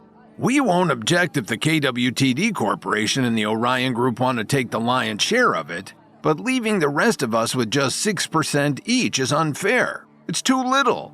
Another person representing the Damon family echoed. Amidst the crowd's heated discussion, Terry Watford coldly snorted. He wanted to get up and scold them for disrespecting Kevin yet again, but he was stopped by Tyler Dawn. What are you doing? Terry asked in confusion. Let Kevin handle it. Don't you get it? Kevin didn't just want to sell the Kessler Corporation shares today. His real reason for holding this auction was to draw out and meet all of these experts. He knows what he's doing, so there's no need for us to interfere. Tyler explained as he patted Terry on the shoulder to calm him down. Are you saying that Kevin wants to prove himself worthy of becoming accepted as one of them? Terry asked in surprise. I think Kevin is thinking way beyond that. Have you forgotten that there's going to be another epic clash in about a year's time? Tyler looked up at Kevin and revealed. Kevin wants to enter the upper realm. After finding out about this, Terry opened his mouth in surprise and fixed his eyes on the stage where Kevin was. His eyes were full of excitement. At that moment, he felt as if supporting Kevin was the best decision that he had ever made in his life. Even Terry, as an ordinary person, knew that if Kevin could really enter the upper realm, he would truly stand at the top and be hailed as one of the most powerful forces in the country. Just then, Kevin slammed his palm on the table in front of him. Unleashing the spiritual energy of a 5th stage level 5 expert, a powerful pressure instantly swept across the entire venue. As soon as they felt this, the faces of the weaker experts and the security guards hired by the KWTD Corporation and the Orion Group, who were just ordinary people, changed dramatically as their bodies began to twitch and tremble. For those who cannot withstand the pressure, I advise you to leave immediately for your own safety. Only those who are powerful enough will be able to participate in this auction, Kevin declared in a cold tone. At the same time, he withdrew some of his spiritual energy to give these people a chance to recover. Without any hesitation, Tyler Dawn and Terry Watford immediately rushed out of the venue. Upon doing so, both of them were breathing heavily in the corridor as they struggled to catch their breath. Soon, only a dozen or so people were left inside. All of them had serious expressions on their faces and were emitting waves of powerful spiritual energy, as they tried their best to resist Kevin's pressure without showing any signs of weakness. By making this move on them, Kevin had managed to filter out the crowd and find out who among these people could be considered as the core behind Washington's expert scene. As I thought, It seems that there aren't that many powerful expert families in this city after all," Kevin remarked as he crossed his arms in front of his chest, not fearing the gazes of these people at all. "You are really bold to play such a trick," one of the men, who was about 30 years old, suddenly called out in a cold voice. Looking at his coat indicated to Kevin he was a member of the Robbins family. Kevin had first heard about the Robbins family's reputation just a few days ago. Back when they were still dealing with the Kessler family, Kevin had asked Stanley Cooper about the distribution of power in Washington. According to him, the Robbins family was arguably among the city's top 3 families, having swept away countless hostile powers that dared to threaten their position for many years. If that was the case, how was Kevin going to measure up against them?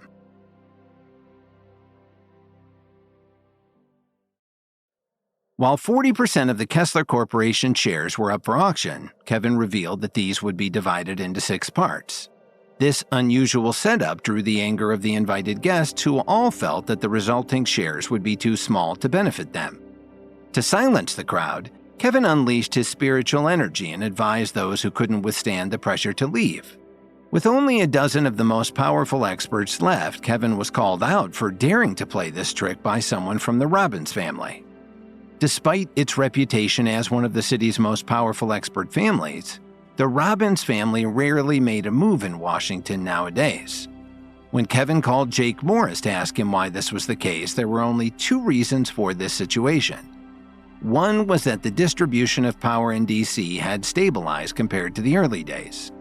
Every family currently had their own sphere of influence to manage and respect each other's boundaries, keeping things peaceful between them, at least for the most part.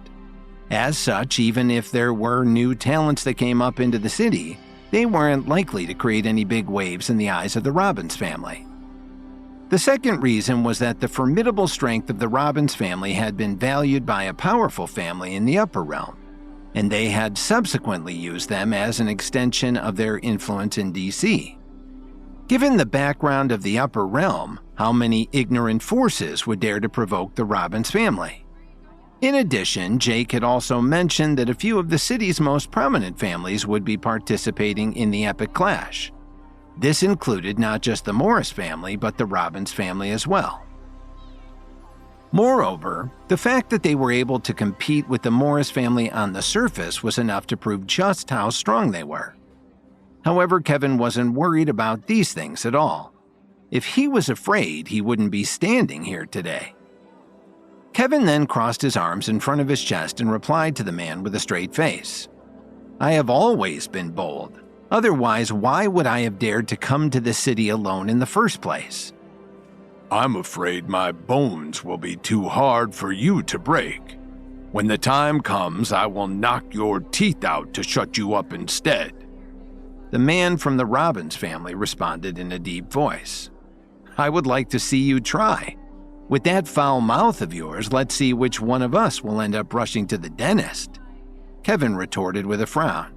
"Anyway, we have been talking to each other for so long, but I still don't know your name. Do you dare to tell me who you are?" Archie Robbins. The man spat out 2 words plainly. He then looked disdainfully at Kevin and added, Remember this name. I'll make sure that it will haunt your dreams for the rest of your life. "I see that you're quite arrogant and shameless yourself."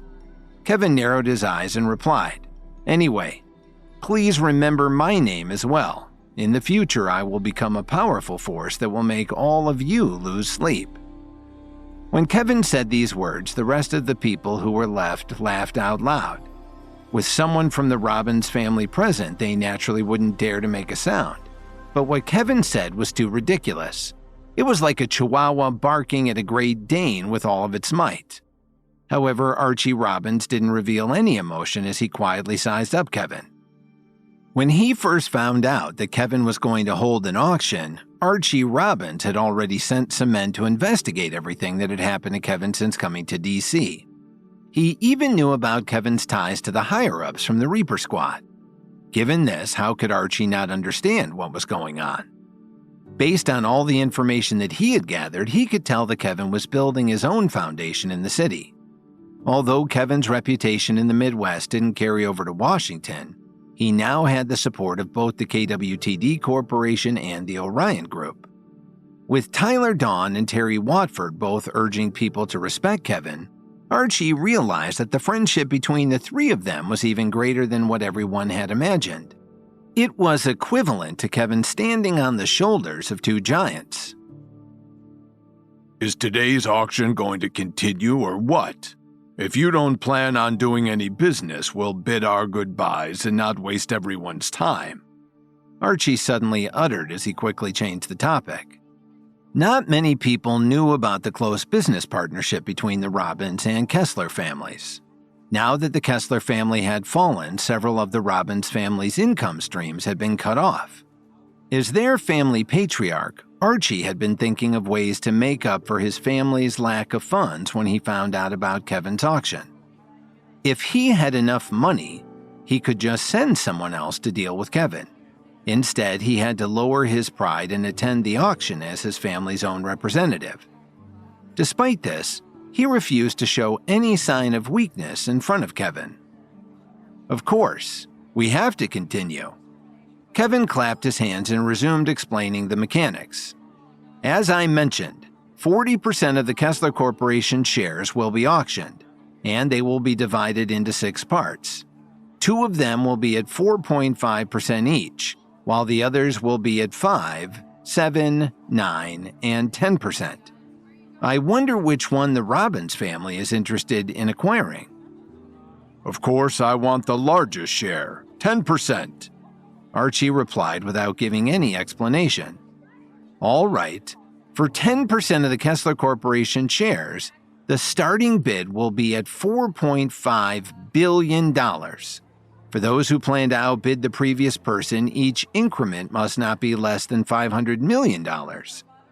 Kevin announced with a faint smile as he picked up the gavel. As soon as he finished speaking, everyone except Archie started whispering amongst themselves. Due to the status of the Robbins family over the others, there was an unspoken rule placed in front of everyone.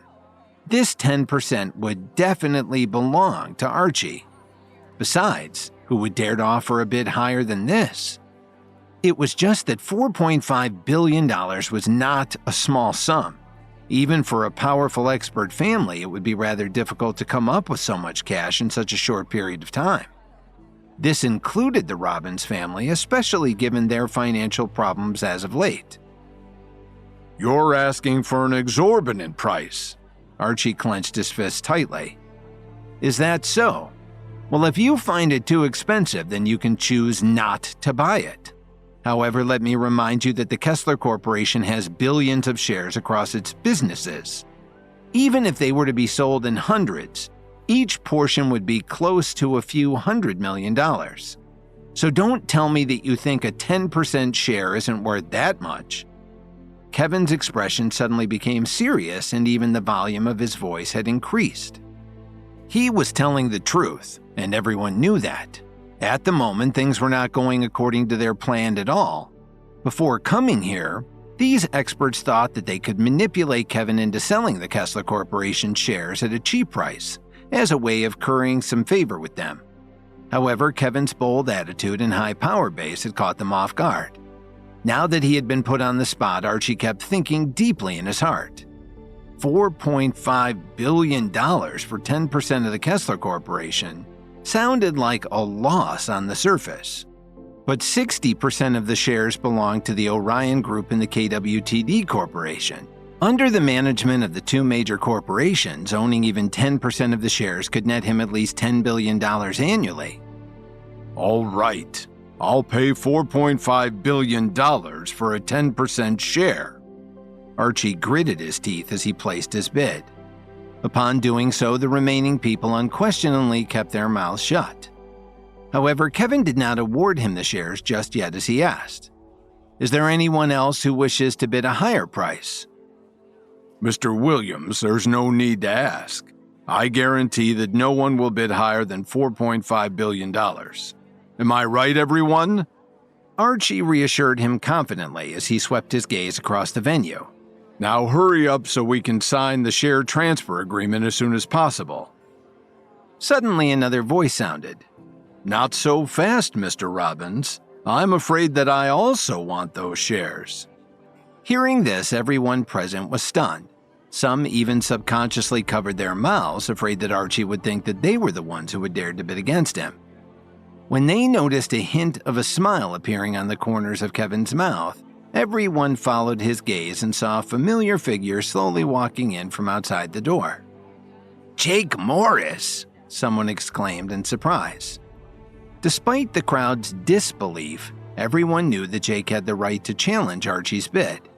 At the same time, Archie's pupils violently narrowed to the size of a needle tip. In the eyes of the others, the Robbins family and the Morris family were equally matched. However, Archie clearly knew that it was only because the Morris family had always been hiding their strength to prevent being noticed by the higher-ups in the government. Otherwise, the Morris family would easily be able to crush all the major powers in DC. As he leisurely walked toward the stage, Jake didn't even look at the people around him. It seemed as if he wasn't affected by the commotion that his surprise entrance had caused. Meanwhile, Kevin's eyes were locked on Jake. Seeing that his body was surrounded by a faint white light, he carefully tried to sense if there were any noticeable changes in his aura. After some time, Kevin finally got his answer. Jake's power base had already broken through his bottleneck to reach the 5th stage of level 5. Kevin couldn't help but feel shocked that what Jake Morris had told him before turned out to be true. What kind of secret technique did the people of the Morris family master? When Archie noticed the same thing, he had the exact same reaction. He couldn't believe that another person from the Morris family had broken through to the 5th stage of level 5. By now, Jake had already arrived in front of the stage and subtly winked at Kevin. He then turned to Archie and uttered, "Sorry, Mr. Robbins, but I'm willing to pay $5 billion to buy those same shares." "Jake, you are making quite a generous offer. Isn't a young man like you afraid of suffering a loss? After all, your family's reputation will be negatively affected by a bad investment," Archie asked with an ugly expression. "You don't have to worry about that." Jake scratched his forehead with his index finger and added, "If you aren't willing to give up those shares, just say the word so we can continue bidding." "It's all right. A gentleman must make way for others instead of being too greedy. I will just buy the 9% share later." Archie turned his head and did not want to take another look at Jake. Seeing this, everyone present, including those who were listening from outside the door, knew that Archie had just admitted his defeat. Some of them began to wonder whether the Robbins family was actually afraid of the Morris family. All right, since Mr. Robbins has decided to withdraw from contention, we now have a clear winner. Given this, out of consideration for the fact that Jake and I are good friends, I have decided to give him a friendly price of $1 billion. Congratulations to the Morris family for obtaining 10% of Kessler Corporation shares. Kevin announced loudly as he picked up his gavel and tapped it on the table to make things official. When this happened, most of the people could not understand why he gave such a steep discount. Even if he and Jake were good friends, Kevin was being too polite, wasn't he? He just threw away $3.5 billion, as if it was just a small loss. As such, some of them gradually understood that this was a trap that had been set up by Kevin all along, in order to make a fool out of Archie for his arrogance. However, was this trick worth a conflict with the Robbins family in the future?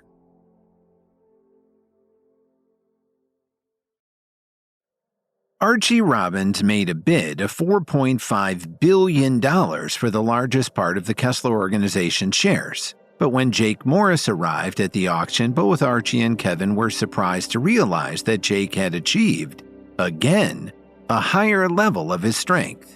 And he started to bid against Archie, who eventually admitted defeat. Kevin then announced that he would discount the price for Jake to just $1 billion. Kevin's plot was realized by some. He had made a public fool of Archie and now had a new enemy. Finally, under the watchful eyes of everyone, Archie Robbins bought 9% of the Kessler Corporation shares for $2.4 billion. Although the starting price that Kevin gave this time was only $1 billion, Jake Morris decided to place a bid for these shares as well, immediately doubling the price. Not wanting to be beaten by Jake again and return empty-handed, Archie had no choice but to grit his teeth and raise his offer to $2.4 billion just to close the deal. After signing the documents, Archie was just about to leave when he suddenly stopped and turned to Kevin.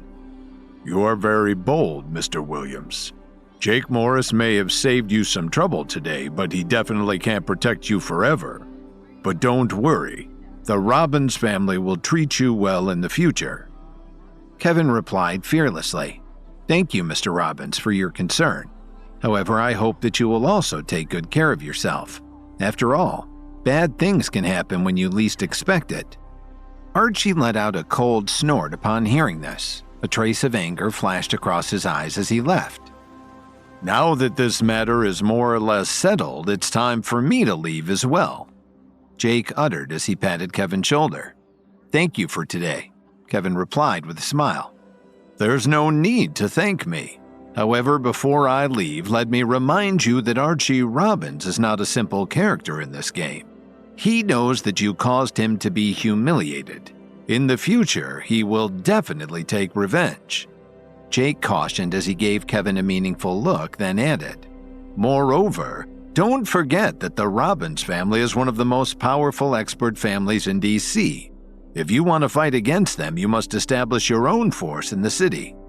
Anyway, there's no point in repeating myself. You'd better choose your words more carefully to avoid offending too many people." Jake let these be his departing words. With Tyler Dawn and Terry Watford in charge of managing the rest of the Kessler Corporation shares, Kevin didn't need to worry about it. Create my own force? But how should I establish it? Kevin kept thinking in his heart. It seems I have to find an experienced person to seek advice from. After giving Tyler some instructions, Kevin left the KWTD Corporation and then went to Herbalist City. Since the competition, Kevin had been a respected figure in the Herbalist Society. With his status as a senior member, he was able to reach Earl Mathis's residence without any obstacles. Without wasting any time, Kevin explained his purpose in coming to see Earl in a concise manner. Earl took a sip of coffee as he pondered and asked, "Kevin, do you want to establish something new? Or are you just looking to consolidate your current foundation?" Hearing this, Kevin could not help but feel a slight chill in his heart. He asked tentatively, "What do you mean? I came to Washington by myself. What kind of foundation would I already have?" "Kevin, you misunderstood my meaning. Didn't you take down the Kessler family recently?" "Are you saying that I should utilize the Kessler family's remaining assets to establish some kind of an organization and recruit people?" Kevin finally understood what Earl meant. Initially, he thought that Earl knew about the Radiance's existence and his involvement with it, which would have given him a shock. In Kevin's mind, bringing in the Radiance was his last resort if he did not succeed in establishing anything of his own in Washington. Until then, he preferred to keep it as a trump card in his pocket. Besides, he wanted his men to focus on matters in the Midwest while he was away. "You have many pill formulas in your possession, so it won't be a problem for you to recruit plenty of people. But the key is that you need to find some trustworthy and reliable people who will support and follow you no matter what. After all, the expert scene in DC is very complicated. If you want to establish your own organization, a lot of people will definitely be wary of you. And there will be those who won't be afraid to start a small conflict just to prevent you from succeeding further." "I understand. In that case, I will go back and make some preparations." Kevin got up and said goodbye. After he left, Vincent Reeves quickly walked in from just outside the door. He lowered his head respectfully to Earl Mathis and greeted him. "Chairman, send a few experts to closely monitor Kevin's every move. If he really pushes through with his plans to establish an organization, find a few people to make things difficult for him, and try to force out his trump card as much as possible." Earl ordered with a serious expression. Yes, sir. Vincent nodded his head in agreement. However, a complicated emotion flashed across his eyes. After leaving Herbalist City, Kevin found a quiet place and sat down. His mind was constantly racing as he was thinking about the matter of establishing an organization. I have some pill recipes and a lot of medicinal herbs with me. The most important thing right now is to find a few reliable people whom I can trust. Kevin muttered to himself while deep in thought. Then again, would it be much easier to just transfer the Radiance's main forces to Washington? However, the sudden appearance of so many experts by my side will definitely arouse suspicion from the government, not to mention other experts. After a long time, Kevin finally thought of who to call. Back in Chicago, Dalton Steele was pacing back and forth in a room as if his butt was on fire. "Dalton, can you stop? I feel like I'm going to faint from dizziness after watching you pace back and forth for so long," Emo Squire said as he rubbed his forehead. Lily's whereabouts are still unknown. There's no news from Kevin either. How can I calm down? Dalton responded with a face full of anxiety. I get it, but worrying like this won't solve anything. You have already gone to the Williams family, right? Have they heard back from the Union? Emo asked while stroking the stubble on his cheeks. Although Emo didn't seem to be bothered on the surface, he was also very concerned about Lily's safety. How many days had it been since the incident happened? He had already sent out more than 10 groups of people, but until now he had not received any positive news from them. Suddenly, Adriana's right phone rang. When she saw the caller ID, she quickly picked up. Kevin? Adriana, let me ask you something. Are Troy Evans and the others still in Corwin Tower? Kevin asked. Yes, they are. Ever since the conflict with the Collins family, they have never left the apartment. Instead, it seems that they have been training to improve their power bases the entire time. Adriana answered respectfully. Ever since Troy and the other experts from the Vanguard started staying in Corwin Tower, Adriana had been responsible for taking care of their needs and making sure that they weren't causing any unnecessary trouble. Kevin nodded a few times and instructed, That's good to know. Now tell them to pack up their belongings and prepare for a trip to Washington. I will need their help with my matters here, so kindly make arrangements for them to fly out as soon as possible. No problem. Adriana hesitated for a moment before gathering enough courage to ask, Kevin, what about Lily? You don't need to worry about her. She is my top priority, of course, but I am confident that she's safe. The Union wouldn't dare to do anything bad to her anytime soon. I'll deal with them once I have settled some matters here in D.C., Kevin reassured her. All right. Thank you, Kevin. Adriana finally let out a huge sigh of relief as she hung up the phone. What did Kevin say? Dalton asked impatiently. Adriana first looked at Emo Squire, then at Dalton Steele. She then slowly briefed them on their conversation. Kevin said that he will be the one to solve the matter with the Union and bring Lily home so we don't need to interfere anymore. Also, what else? Dalton was very sensitive to every word as he listened attentively. He also asked me to tell Troy Evans and the others to go to Washington as soon as possible. He must have something important for them to take care of. Adriana looked at Dalton with some pity in her eyes. No problem. I will arrange for us to fly out there immediately, Dalton replied with a smile. In his opinion, as long as Kevin was still willing to hand over important matters for him to handle, then it proved that he did not hold any grudges against him regarding Lily's kidnapping. Given this, Adriana felt bad about telling him the truth, but she had no choice. She stammered, Dalton, Kevin only asked for Troy and the others to come. He never mentioned anything about you going with them to Washington. Dalton froze on the spot when he heard her as the smile on his face gradually disappeared. At the same time, Emo frowned slightly and let out a deep sigh. They all knew about the existence and strength of Troy and his people from the Vanguard. Whether it was intentional or not, the fact that Kevin had chosen to bring them over to D.C. while also leaving Dalton in Chicago was something worth thinking about. Does Kevin no longer trust me? Dalton asked out loud as his body trembled. Adriana opened her mouth and wanted to say something to comfort Dalton, but she could not bring herself to express her thoughts. At this time, she knew that no matter what she said, it was useless. She could only let Dalton digest this on his own. Why would Kevin do this to me? Although it was my fault that Lily was caught by the Union, I didn't expect things to turn out like this. Why would he rather trust Troy Evans and the others over me this time?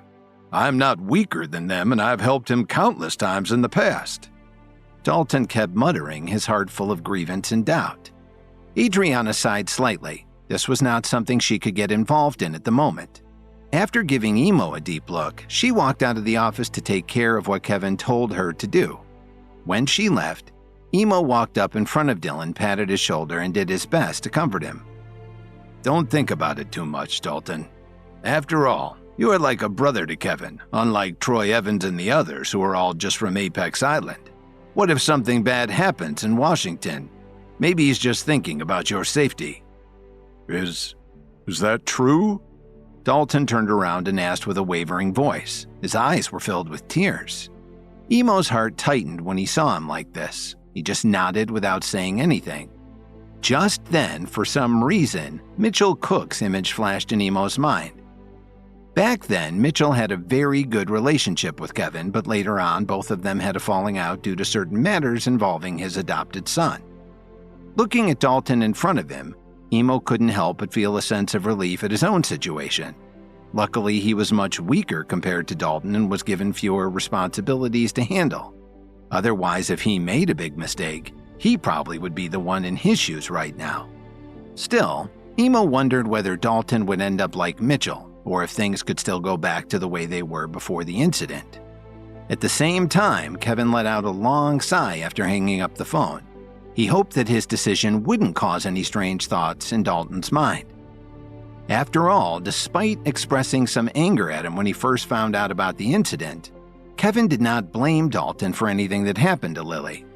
However, the current situation in DC was too complicated. Although Dalton had the strength of a level 5 expert, he had too little combat experience compared to Troy Evans and the others. Furthermore, Dalton's temper was too fiery. This made him unsuitable for a city like Washington, where several influential figures had evil intentions. Otherwise, Kevin feared that Dalton would get himself into a conflict one day that would lead to his untimely death. When Kevin returned to Tyler Dawn's mansion, it was already past 3 o'clock in the afternoon. He had just received a text from Adriana, who informed him that Troy Evans and the others were estimated to arrive in DC at 4 o'clock in the morning the next day. After Tyler finished dealing with some company matters, he quickly returned to his mansion to accompany Kevin. Tyler, let me ask you something. Does the Kessler family have any properties that would be suitable for opening a school? Kevin asked softly while making coffee. Let me think about it. Tyler leaned on the sofa and thought for a while. He then replied, They do have a hotel in the south of the city. With some renovations, it could be converted into a school. Tyler had just finished speaking when he suddenly thought of something. Kevin, are you finally going to establish your own expert organization in the city? Kevin did not answer his question. His brows were furrowed while he remained deep in thought.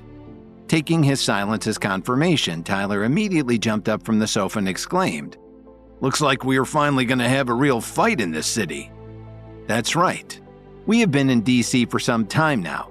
Now that things are starting to fall into place one by one, it's time to show these people what I'm truly capable of. Kevin confirmed as a strong fighting spirit emerged in his eyes.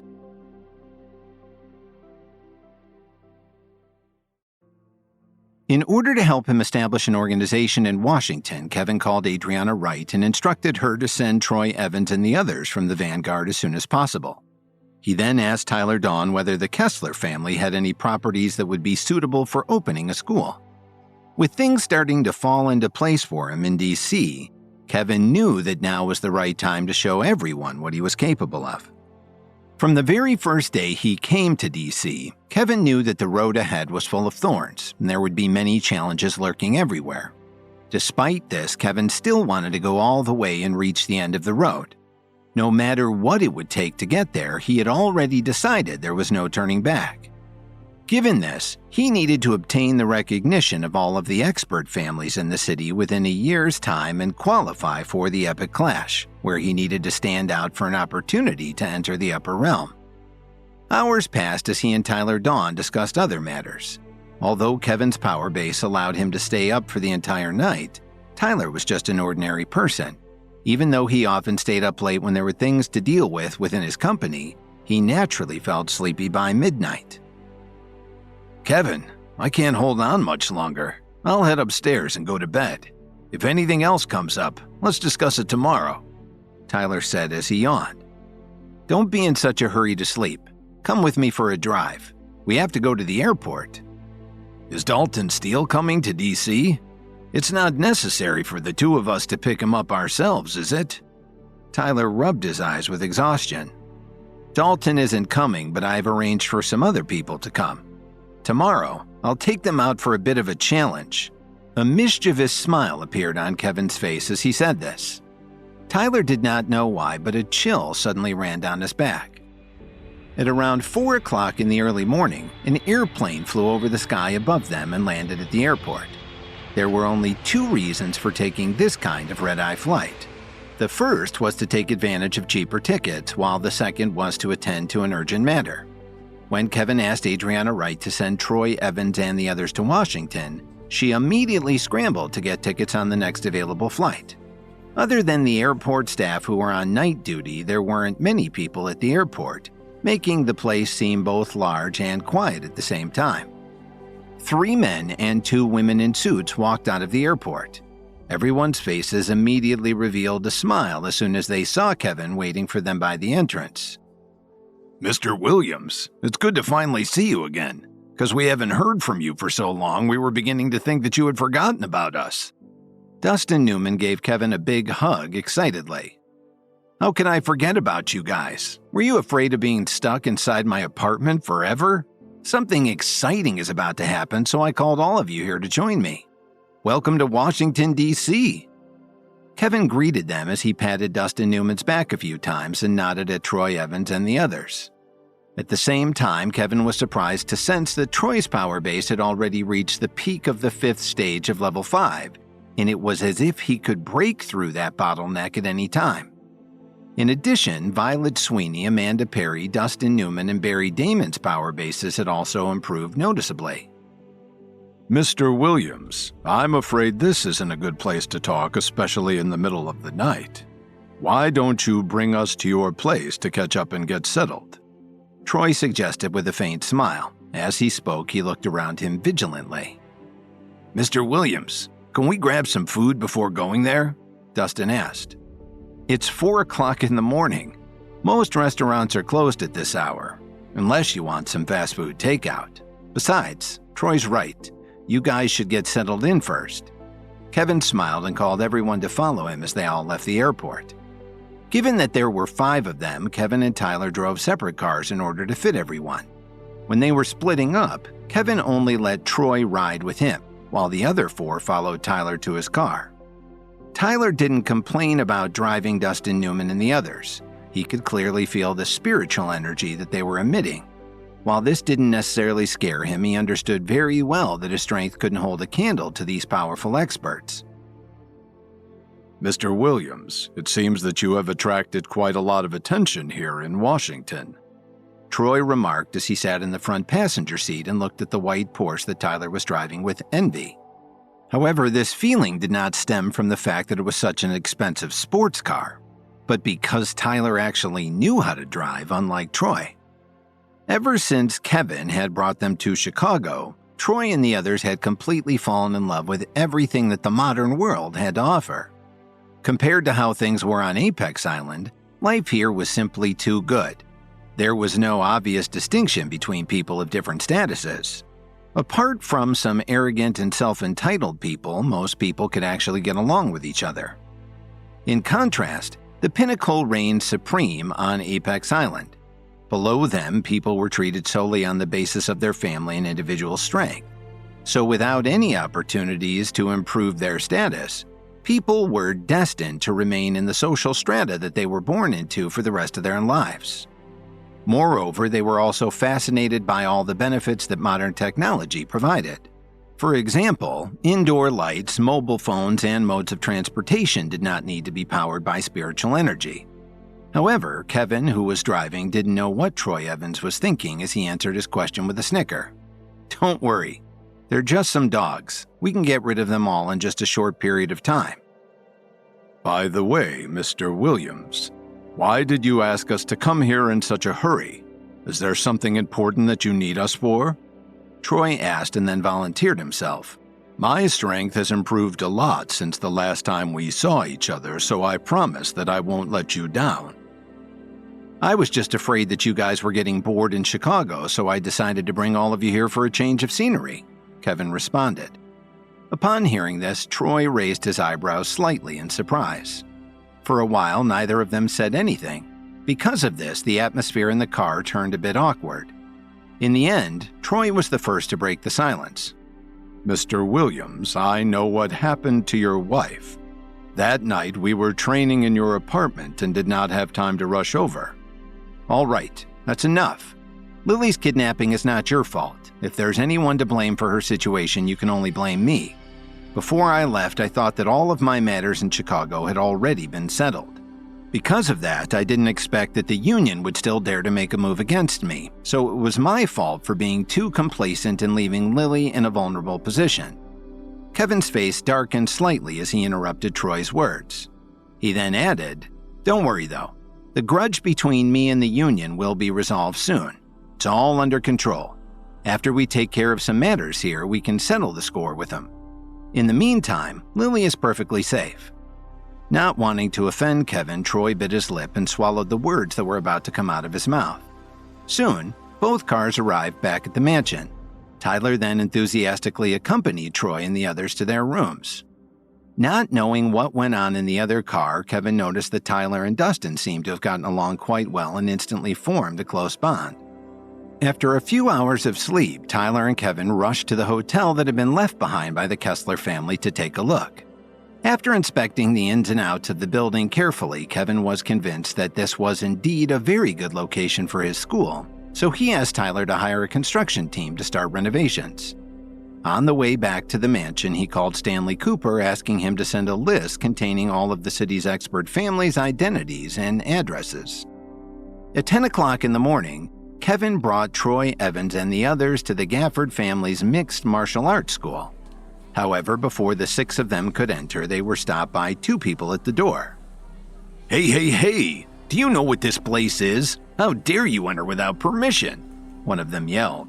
With his chin raised, he looked at Kevin and the others with disdain and sneered.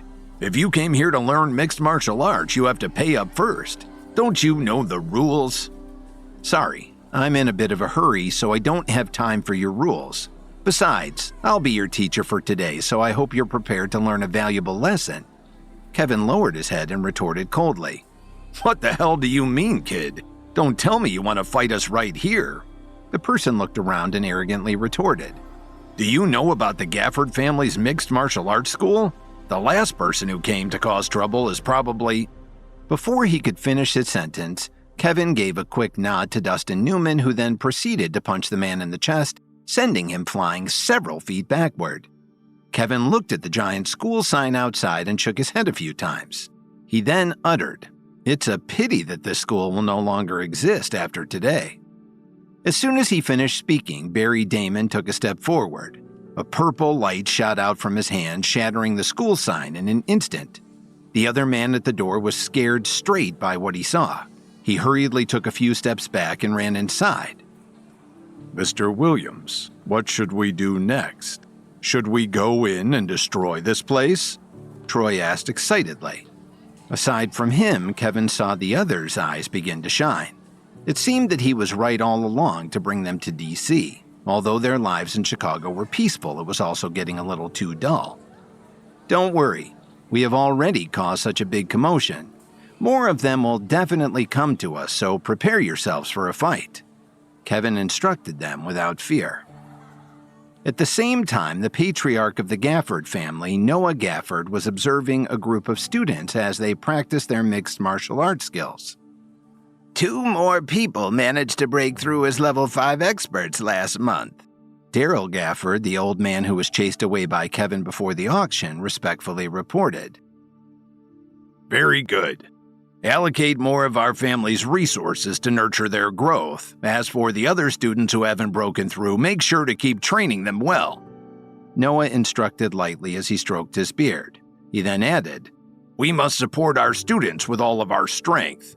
As long as we continue to develop more level 5 experts in the next 12 months, our family will have many worthy candidates to help us succeed during the epic clash. Once we enter the upper realm, we can do whatever we want in DC. Just as he was in high spirits while thinking about this, one of his students suddenly flew in from the outside and crashed onto a table. Before anyone could react, a loud sound came from the door. "It's not good, sir. The door. There are a couple of troublemakers at the door," a young man stammered as he reported the situation. What are you panicking about? I would like to see who dares to cause trouble in my school, Noah said angrily as he walked toward the door. Seeing a huge crowd of experts approaching from inside the building, Kevin revealed a mischievous smile and exclaimed, "Finally! He is about to come out."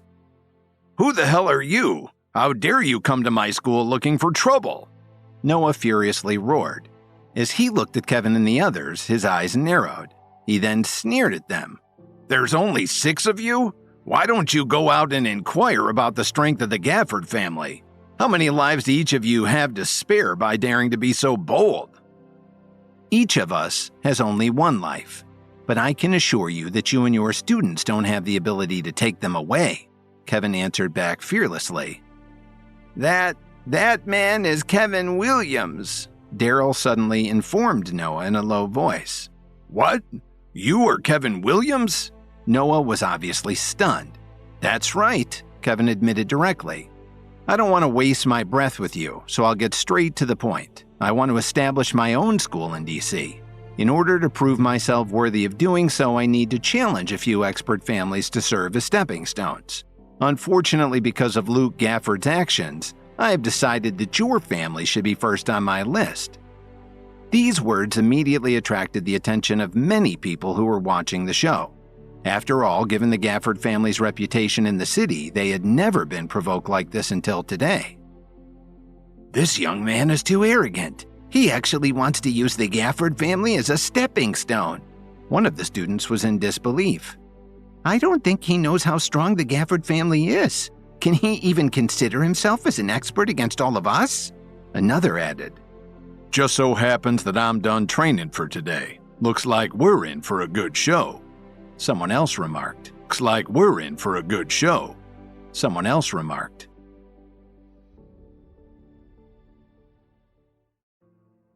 After picking up Troy Evans and the others from the airport in the early morning, Kevin and Tyler Dawn went to check out one of the Kessler family's hotel properties to determine its suitability to be converted into a school. Kevin brought Troy and the others to the Gafford family's mixed martial arts school to challenge them, informing Noah Gafford that he intended to use his family school as a stepping stone toward building his own school in Washington.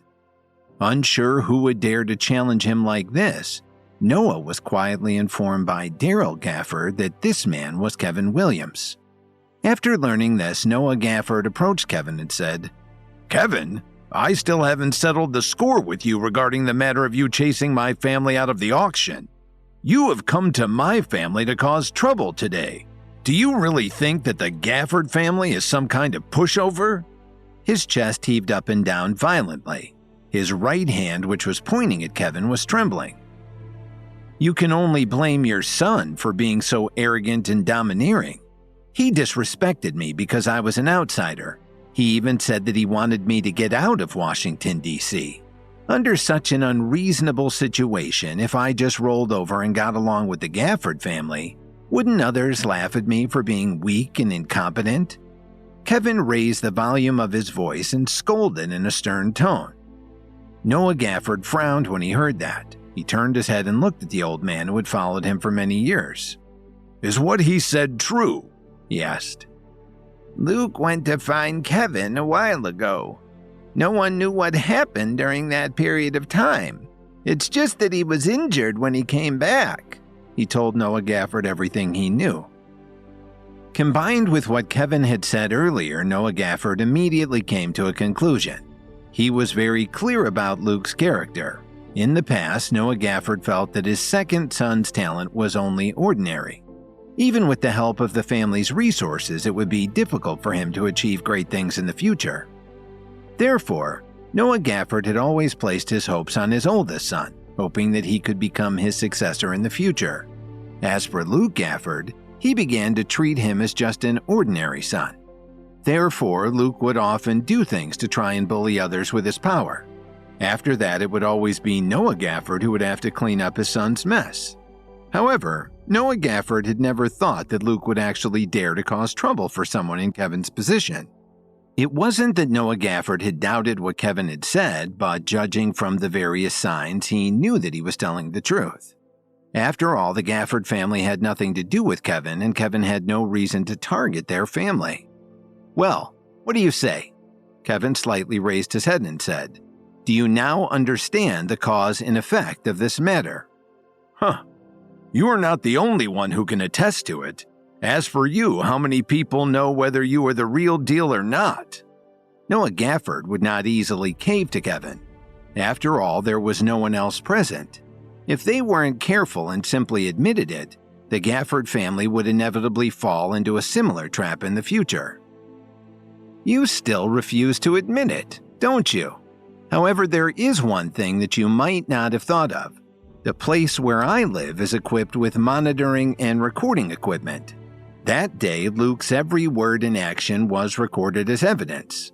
Why don't I put it on the internet and let the public comment on it and decide? Kevin said in a general tone.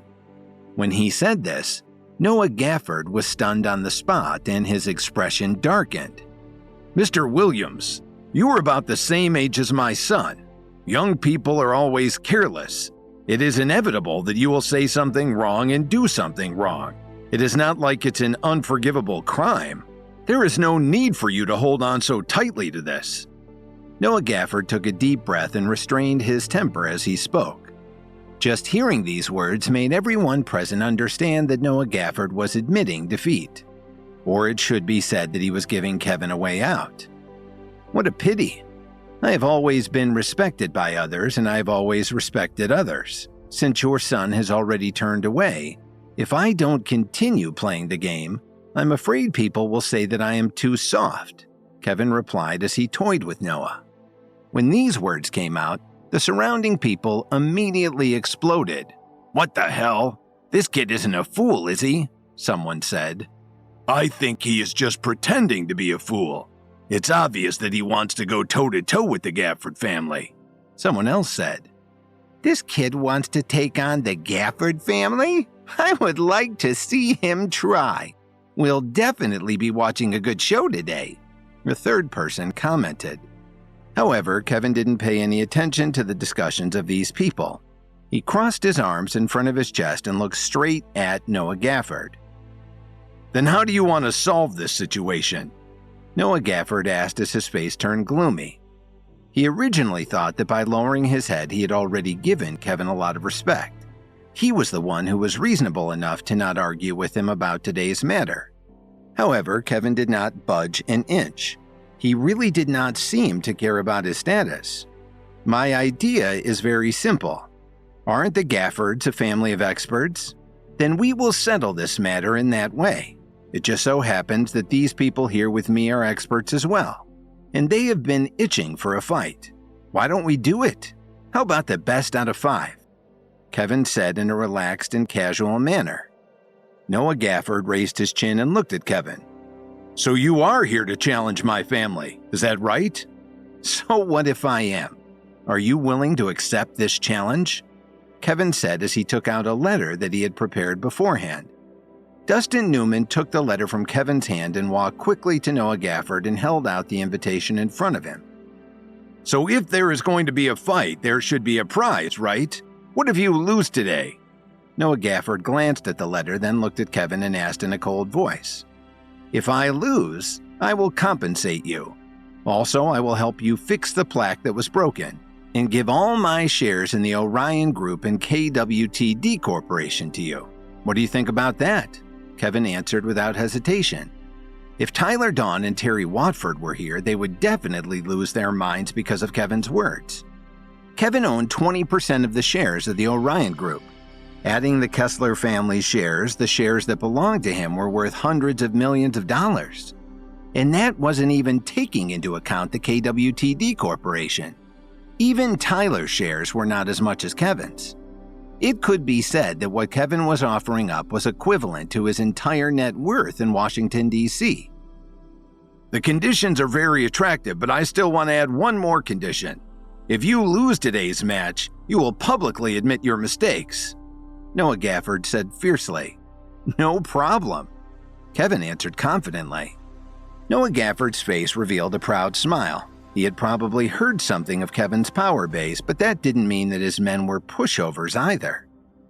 "What do you want from me?" Noah Gafford asked immediately. He was experienced. He knew very well that the greater the temptation, the more things he wanted. After all, there was no such thing as a free lunch. "What I want is very simple. If you lose, all of the properties of the Gafford family will belong to me. All of the members of the Gafford family will leave D.C. and will never be able to come back," Kevin said as his face turned dark. The bait he threw out was already big enough. It could be said that it was many times greater than the profit. However, what he wanted was not just the Gafford family, but also the attention of all the most powerful forces in Washington, D.C. Everyone's facial expression changed when they heard this. Although the benefits Kevin were offering were tempting, they couldn't afford to lose either. "You had better think twice. Why would he dare to bet so much? He must have something to rely on in his back pocket. If we make the wrong choice, the foundation of our family will be completely destroyed." Someone immediately stood up and advised Noah Gafford. "That's right, sir. We really can't afford to bet so much at this time. If we lose, we will have no way out." Another member of the Gafford family stepped forward and said. Noah Gafford took a deep breath and looked at the many members of his family with a complicated expression on his face. "Everyone, please listen to me. The benefits that Kevin has offered are very attractive. This is a chance for the Gafford family to reach extraordinary heights. As long as we can get the shares that are in his hands, even if we don't continue our development in the future, we will still be able to become one of the top powers in Washington, D.C. As the saying goes, fortune favors the bold. Gentlemen, do your best. As long as you win 2 matches and leave the last match to me, the outcome will be decided. We want to let everyone in Washington, D.C. know one thing. The dignity of the Gafford family cannot be trampled on by anyone," Noah Gafford said, encouraging his family members. "He's right. We must do everything we can to defend the dignity of our family," a young member of the Gafford family replied loudly. "That's right. I want to let them see what true strength is," another person echoed. More and more young warriors were filled with fighting spirit, but the elders of the Gafford family were frowning and struggling to see the wisdom in this decision. Looking at the reaction of the members of the Gafford family, the corner of Kevin's mouth curled up into a smile, and he patted Troy Evans' shoulder. "Although you are stronger than they are, you can't become overconfident. I have already placed all of our hopes on you. If we lose everything, we can only go back to Chicago with our tails between our legs. We will never have the chance to come back to D.C., Kevin said in a serious tone. Although they did not understand the true stakes, they understood the importance of this battle. "Don't worry, Mr. Williams. We will take care of business today. I guarantee it," Troy Evans said firmly. Violet Sweeney and the others nodded in agreement. "Kevin, the Gafford family has accepted the terms. Since it is a bet, we will report it to the fire elementalists and have them certify it." Noah Gafford clenched his fist tightly and said, "No problem." Kevin spread his hands and shrugged his shoulders as he said indifferently. The so-called fire elementalists were an organization formed by numerous families of experts. The headquarters was located in the upper realm, and its greatest use was to help the Empire organize all kinds of competitions among experts like this one.